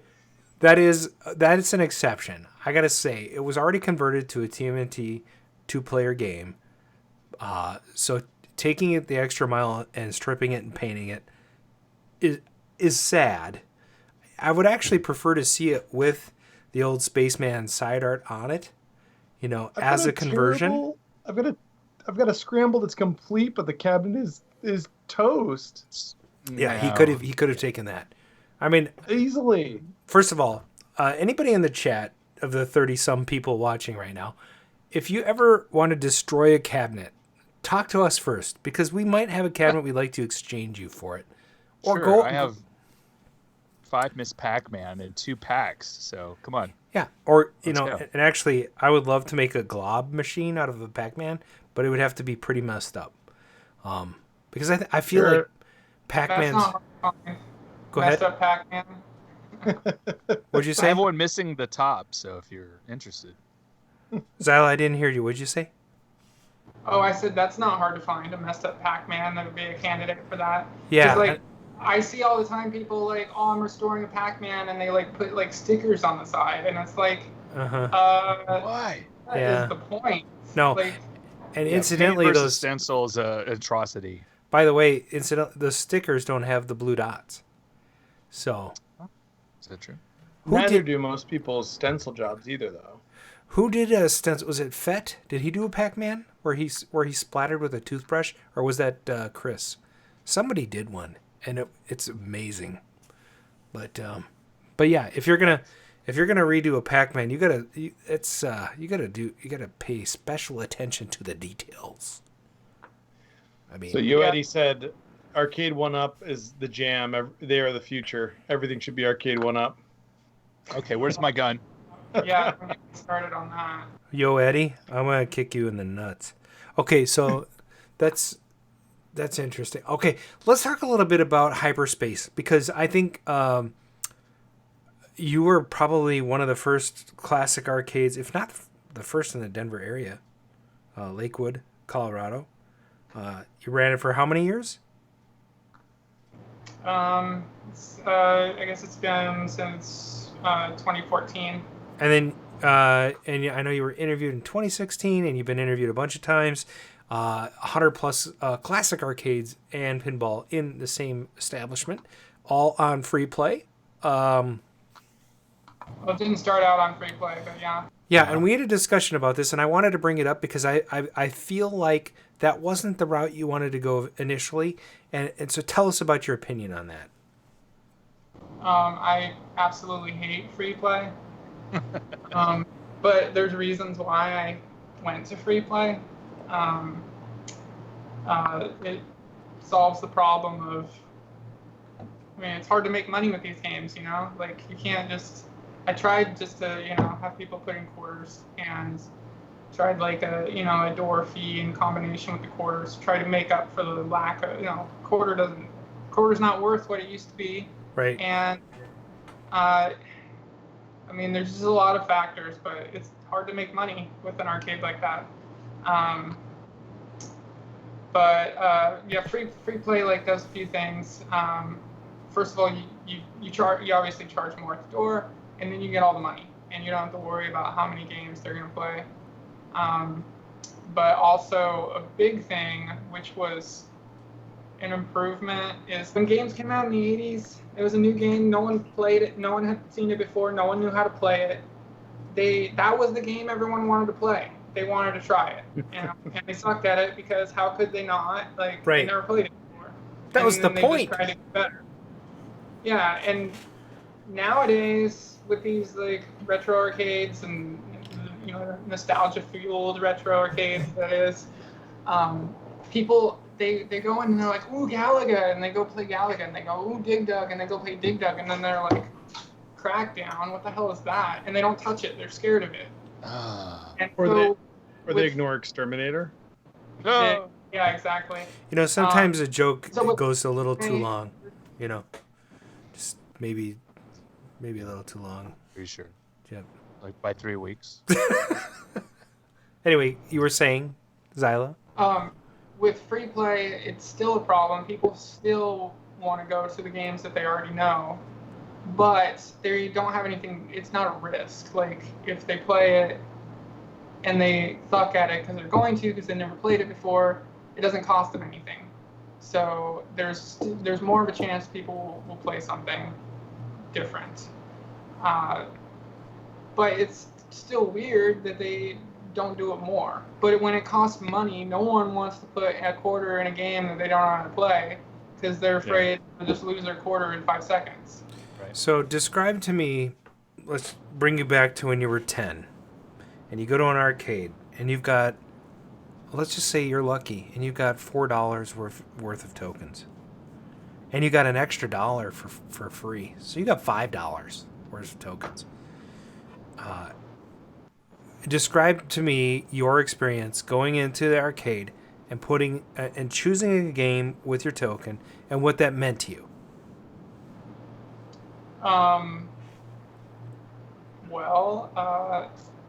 It's deep. Back then, it was so exciting. Like, it was pretty easy to find a game that just looked like super cool and fun, and just play it.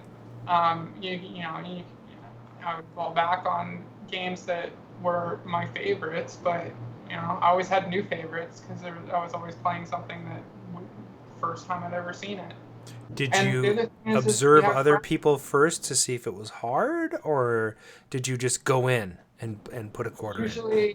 Usually the new games, it's hard to play them because there's so many people playing them. Yeah. Like, that's kind of a nice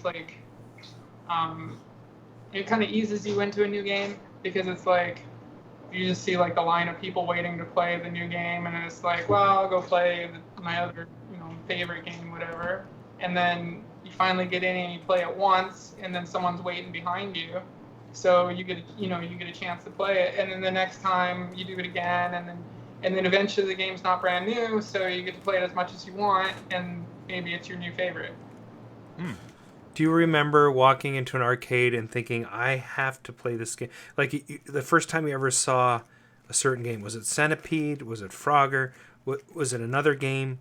Do you remember, do you have a vivid memory of like a Chuck E. Cheese experience or an arcade experience where you walked in and you're like, that's the game I want to play? I remember wandering off from a water park and finding the Riviera hotel and casino, and I saw Atari logos, and I was like, oh my god, what is this? And I kind of snuck in there and so followed these signs that said Atari Adventure, and followed them up the stairs, and it ended up in this arcade that had no one else in it. It was called Atari Adventure, and it was the first time I ever saw Major Havoc, and it was the most unreal experience ever. Did you I immediately put a quarter in Major Havoc, and it became one of my favorite games. That's a fun game. I had never got to play that in the arcade. In fact, the first time I ever played that was on a PS2 in a collection.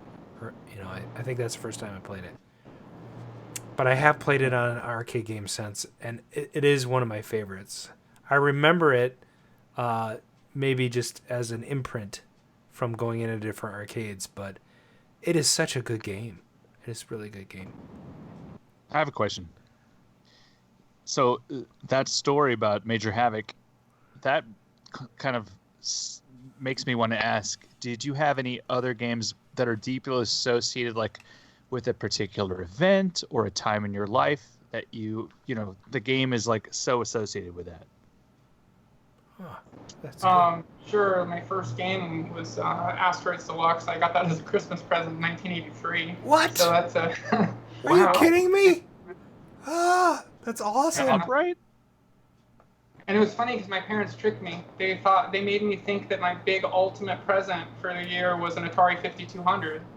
And so I was super excited about that, and I like sat down and played like Q*bert and Gyrus, and then they're like, "Oh, sorry, there's one more present. It's in the other room," and it was an Asteroids Deluxe machine. Oh my god! Oh my god! It's like you're the kid from the toy, or like you're like freaking what's his name from Silver Spoons? Ricky Schroeder? Yeah. Yeah. You have video games in your basement when you're 1983. That is awesome. What a great! Wow, good job, parents. Nice. Speaking of parents, your dad helped you with Hyperspace for a while. Yes. You have a good relationship with your dad, and what was that like working with Dad to set up an arcade? I mean, he just kind of wanted to help me realize my dream. He was pretty hands off on how I did things, but of course I always, talk to him for advice about how to do things. Ultimately, it usually end up with him being like, "Well, you know this business more than I do," but yeah. Yeah. Are you still searching for that perfect, sort of goal of that whatever that business is that you want it to be? Oh, this is the question, and no one wants to hear the answer to.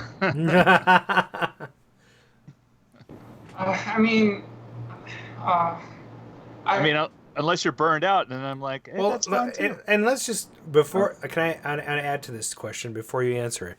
You have a Facebook page with almost 6,000 people following. You have a Hyperspace was, for lack of a better term, a very beloved arcade. I mean, it was you created something special, and for all of the hardships that you may have faced, now answer Mark's question. Oh man. There were times. I mean, my feelings on it, on running Hyperspace, like changed dramatically over the years. But there were times when I was just like really happy, like with what I had created, and just sit there and it seemed like everything was right. But those were fleeting moments. There's so many horrible customers, and the biggest problem is that and this I don't blame anyone for this, like this is not I'm not saying, oh, these are horrible people or anything like that, but we had so many people that were like, I love this place, it's my favorite place, and they came once a year. Yeah. And it's okay. I mean, if I had a favorite place, I would probably go more than once a year. Yeah, I go to Disney 4 times a year. Hello, you're a liar. That's what I say to that guy. It's no one really to blame. It's just like, well, how do you expect a business to survive like that? And then there were the people who really meant it, and they came all the time. Maybe they came every day for a while, but they get burned out, and then they don't come back. And there was so much pressure to constantly have different games for those people. So when we had the monthly passes, and they would expire, and then they would not come, and maybe they came back like 6 months later, and maybe we had a few new games since then, but it just wasn't enough for them to like do the whole come every day thing again. Sure. So it's just really hard to. I mean, back in the 80s and the 90s, it created that environment that people just kept going. It didn't. like you didn't have to do anything to get people to do that, because every time you came, it probably was different. You know, it was always, you know, an ongoing, exciting experience. And to make that happen with a bunch of old games, they're 30 years old, it's pretty hard. Yeah, that's very true. I feel like that is where you reach into the top of the arcade. You know, people have parties and stuff like that. So my goal personally is to create an event center that just happens to have my arcade with 100 and something games. And I think that it's the pairing that's the trick. It's like, am I going to pair my arcade with an event center, or am I going to pair my arcade with a place where people get their hair cut? You know, it's that marrying of modern, you know, kind of necessity with the arcade by itself, because the arcade by itself, I think, is very difficult. Like even Steve Barbie, you know, don't write his name down, but Steve has even said his real estate business really pays for grinkers. It does not make the money to sustain itself. It's there for love, and he just happens to have this other thing that's helping it. So it's like, and the sandwiches and beer are amazing. They are amazing. But so what would you do here? So here's your question: if you had to be put to to this question, which is what we're doing, what would you say? Let's bring your arcade back, but like also bring back something. Not bring back, but put it next to something else.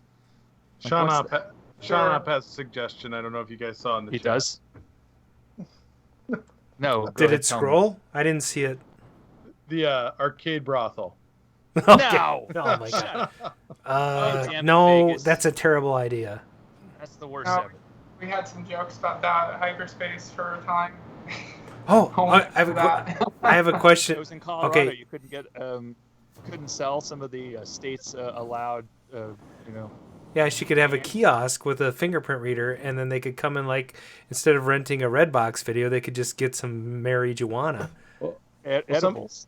I did talk to somebody who said an arcade, a pizza place, and slowdown chips on Miss Pac-Man. Oh, come attached to a marijuana place. Slowdown chips. Who is that? I'm going to kick them in the nuts. People always complained about our Miss Pac-Man because it was normal speed, and they're like, "Oh, it's so slow." Yeah, I remember playing Miss Pac-Man with a speed chip for the first time, and it was my grandma and grandpa took me to some restaurant in Rochester, and there was a little Miss Pac-Man machine. I think it was a Cabaret, and I'd never seen the speed chip, and so I put in the quarter, and I'm expecting it to go the normal speed, and it was like zooming around, and I was so like, wow, this is so fun.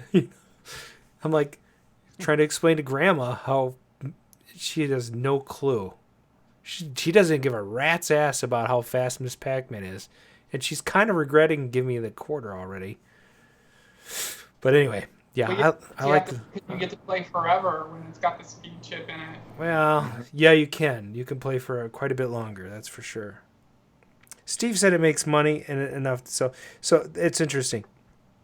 So, we talked a little bit at Grinkfest about, and you were just mentioning customers, and there's like a 1 percentile of customers that can wreck your business because they come in and they stand around and they do the same stupid shit that kids did in the 80s, and they sit there and pick at the side art and their little ass, and yeah.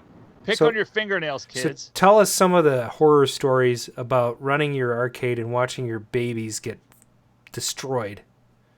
Oh, I don't know. Maybe pick two. Pick one story. One story. First, I didn't have a chance to answer Mark's question. Sorry. What would I pair the arcade with? Oh, yeah, right. Again? Well, considering I'm in Las Vegas now, I would pair it with video slot machines. Nice. I mean, back in the 80s, like almost every casino here had an arcade, and some of them had amazing arcades. But of course, the gambling machines were not near the arcade games. So like maybe now it would be something that you could combine. But no one's done it. But I don't know if that's because you can't, like there's laws against it, or if just no one's done it because like I actually looked it up and I didn't find anything that sounded like that there was a problem with doing that. But I can only imagine, like, probably, you know, an owner of a casino would, or other place with gambling machines would be like, why would I put video games taking up floor space when I can have more, you know, casino games that are going to make more money? I think you have a niche there, because if I'm going to Vegas, I'm not real big at gambling, but I dabble. So it might be fun for me to go to a place where I can feel comfortable playing games that I know that I'm going to lose at eventually anyway. And then maybe throw $5 into a slot. Yeah, and someone in the chat just said that they have arcade themed slots, which I find that pretty interesting. The new video slot machine. That's why I say video slot machines, because they're getting more and more like similar to video games.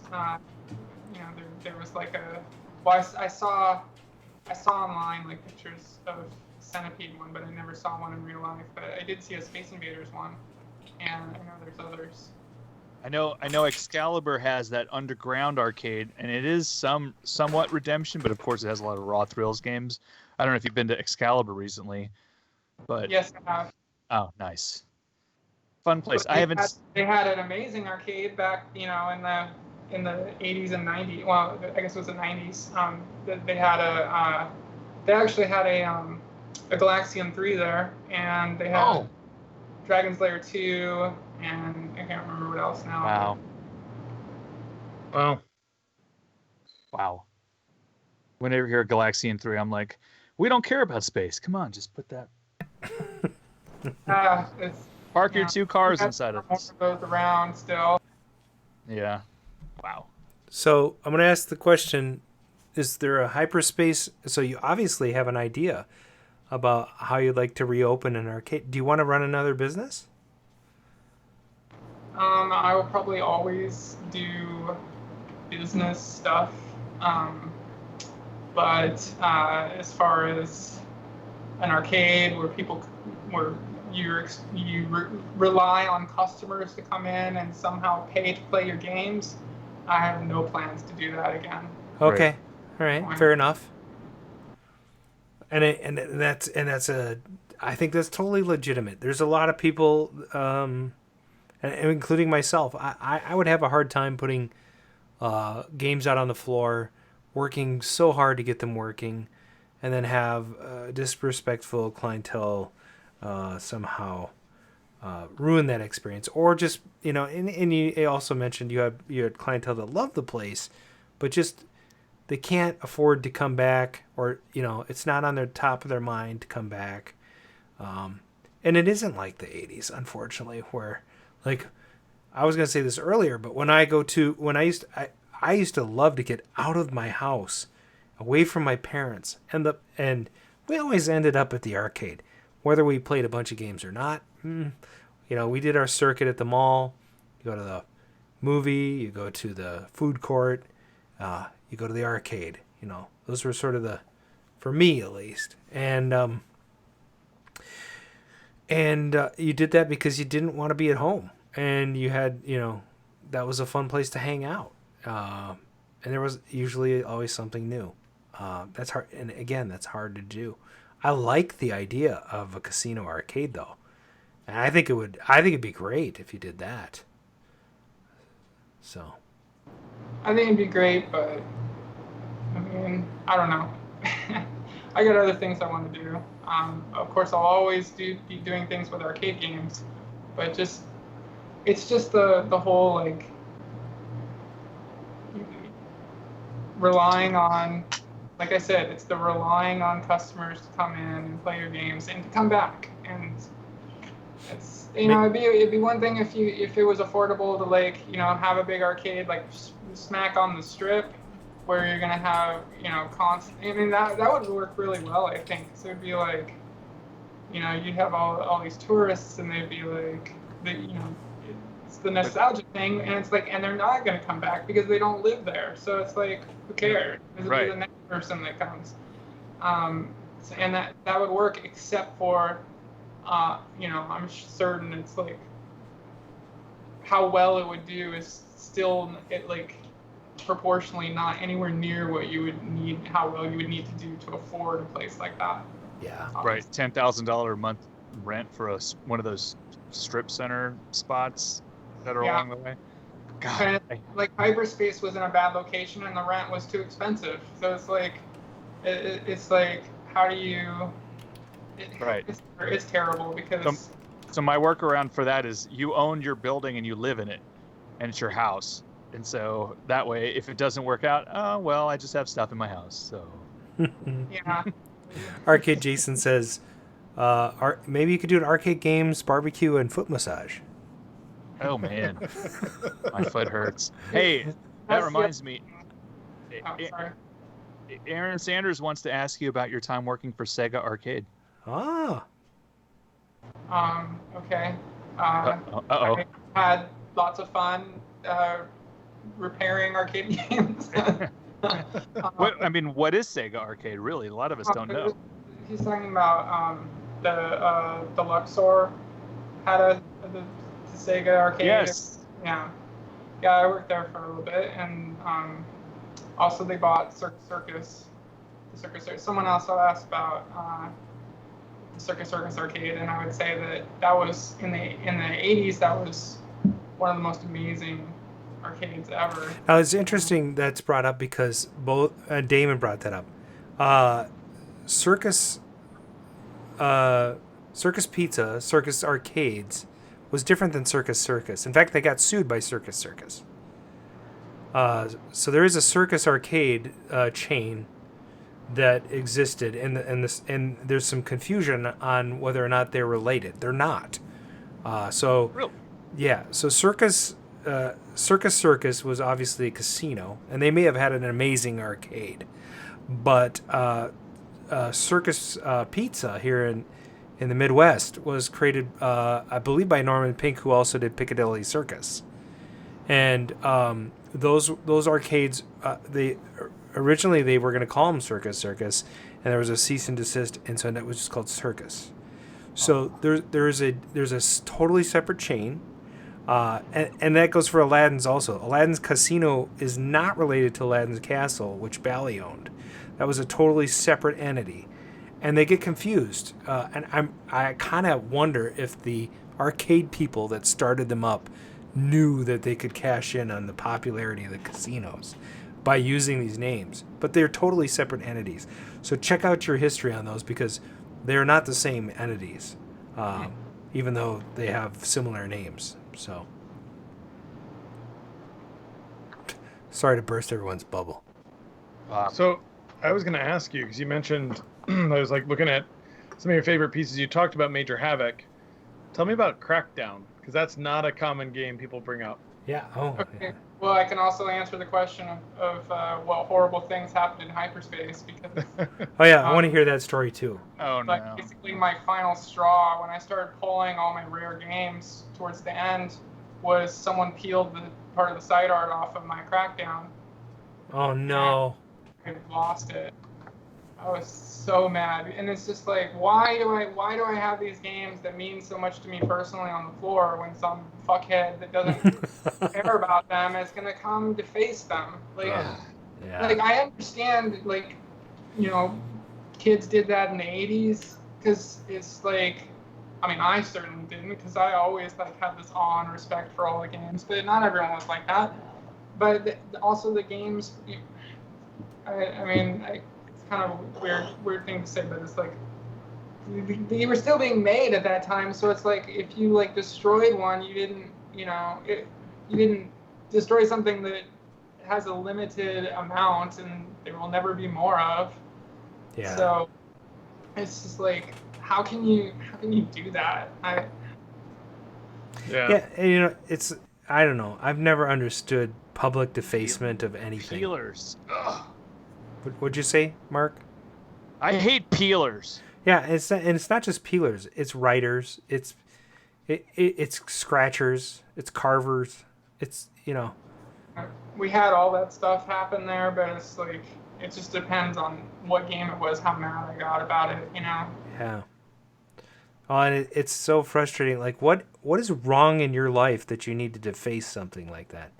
What satisfaction does that bring you? I mean, sometimes I think they have like a weird OCD, and I'm like, you know what? I don't need people here with OCD. I don't know. I think it's more about like a person marking their territory. Like you're a fucking dog and you need to pee on everything. I mean, it's hard to tell, right? I mean, how do you find those people and psychoanalyze them? I don't know. If they're writing on it, scratching it, then yeah. Yes, for sure. I mean, thankfully nobody was urinating on the games. Hopefully. No.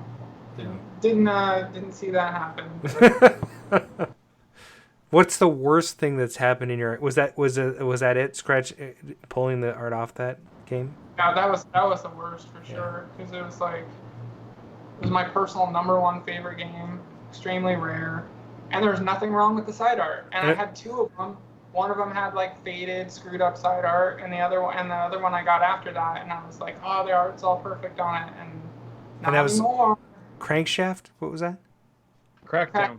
Crackdown. Yeah, So I've never played Crackdown, so I need to look that up. Yeah, Brian, you wanted me to. Yeah, tell me that's not a common one, and it's like all the rare, like a lot of the collectors are like, oh, I like this, random vector from the early 80s or whatever. And Crackdown, if I'm correct, was like late. I mean, I started pulling up because it was like late 80s, right? Isn't that like a Dynamo Cab? It's a Dynamo Cab, yeah. So what drew you to that one? It's just super fun. It's like such a well-designed game. It just like blew me away the first time I played it. Actually, I had a friend that told me about it before. A lot of games, like, I didn't have the chance to go see it, like, first out of, like, my friends. And so I'd have a friend be like, oh, this, whatever arcade, like, just got this new game. And then they'd describe it to me. And it would be, like, weird in my mind because it would just be based on the description. Sure. And then I could play it. And it would be, like, totally different, usually, from what I envisioned when they described it to me. But if they were describing it to me, and it was a really cool game, so it's not like I was disappointed or anything. But that's what happened with Crackdown. I had a friend that was like telling me, oh, he's like, you gotta play this game Crackdown. It's like a new Sega game, and it's like you go around and like kind of like a maze, and you like squish yourself up against the wall when you push the joystick towards the wall. And I was like, well, that sounds what? Good. It's like Pango. Yeah. Oh yeah. Sorry, what? Pango. You squish yourself up against the wall.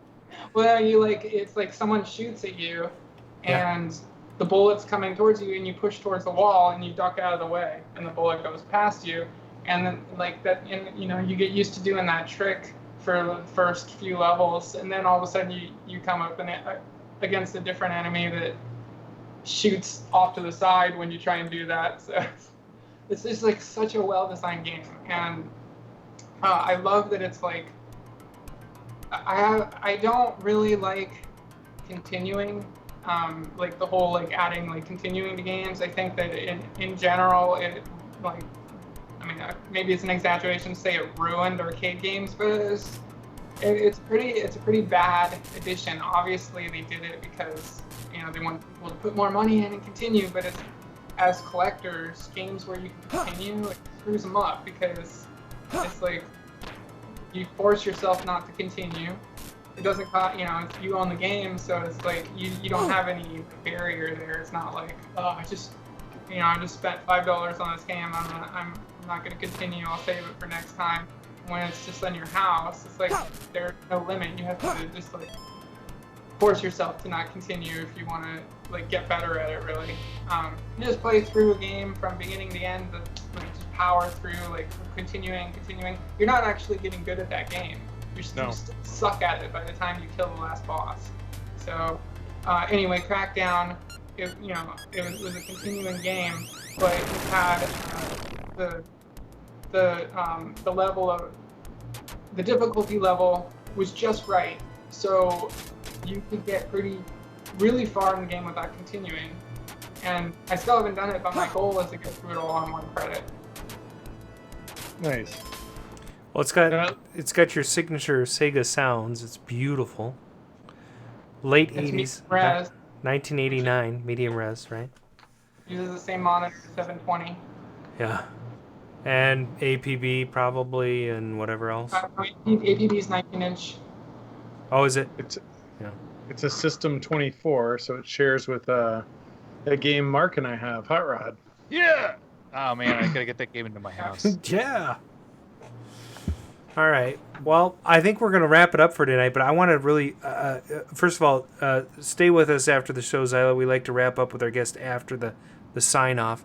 And we just want to thank you for being on the show tonight. It was really fun to talk about, the pros and cons of having an arcade and just kind of getting to know you. And we'd love to have you back on the show. So thanks for joining us. Yeah, it's been fun. Yeah, and we we're going to have our second Arcade Radio happy hour coming up, so we'll definitely invite you to that because it would be fun to just hang out with you in the Zoom and get Zoom bombed again, right? Yeah, well, no, we don't want to be Zoom bombed again. That was not good. Adam, don't. Yeah, please put a password in or something. Hey, dude, I wasn't the one that tweeted the meeting. I didn't know that was gonna happen. I mean, we had a disaster, and then Adam went to kick one guy out that was very inappropriate, and ended up deleting himself from the chat, from the Zoom. Oh, that's and it. We had naked people and trolls, and it was not great. good. Oh, it was so fun. It was terrible. I'm telling you. It's traumatizing. I can't Zoom again. We're gonna play a different outro song tonight, I think. Oh, really? Yeah, I think so. Are you guys ready to do the outro? Are you ready? Oh, sure. I'm ready. Right. Hold on, I got my pants on. All right. Well, let's try this. All right, here we go. Started. That's going to be it for the Double R's. Thanks for listening in the Arcade Radio tonight, guys. And we're going to see you in another week with another guest. Like us at Facebook at Arcade Radio, or check out the semi-regularly updated blog at Arcade Radio. That's RCADERADIO.com. All right. I barely hear that. That's really dim. Can you turn that up a little bit? Sure. Crank it. Hey, call and leave comments and questions on the game line. 612-548-GAME or 4263. We know you really won't leave any comments because all of our comments were recorded previously. Go ahead. Isn't it Brian? Oh, I was answering the chat. Subscribe to our YouTube channel. Click the notification bell. It's right there so you'll know when we're streaming live. You can also subscribe to our podcast on Anchor FM. That's the main site. Or iTunes or Google Play or Music or wherever podcasts are streamed. So that's going to be it for the show from the Arcade Radio team. We hope you had a great time. And we'll see you next week. Oh, my God. Never get a week off. Week to week, man, this is hard. We're gonna have 40 episodes.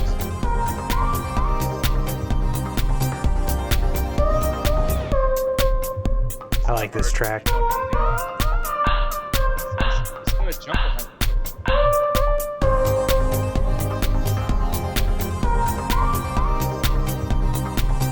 Did you make this? I did.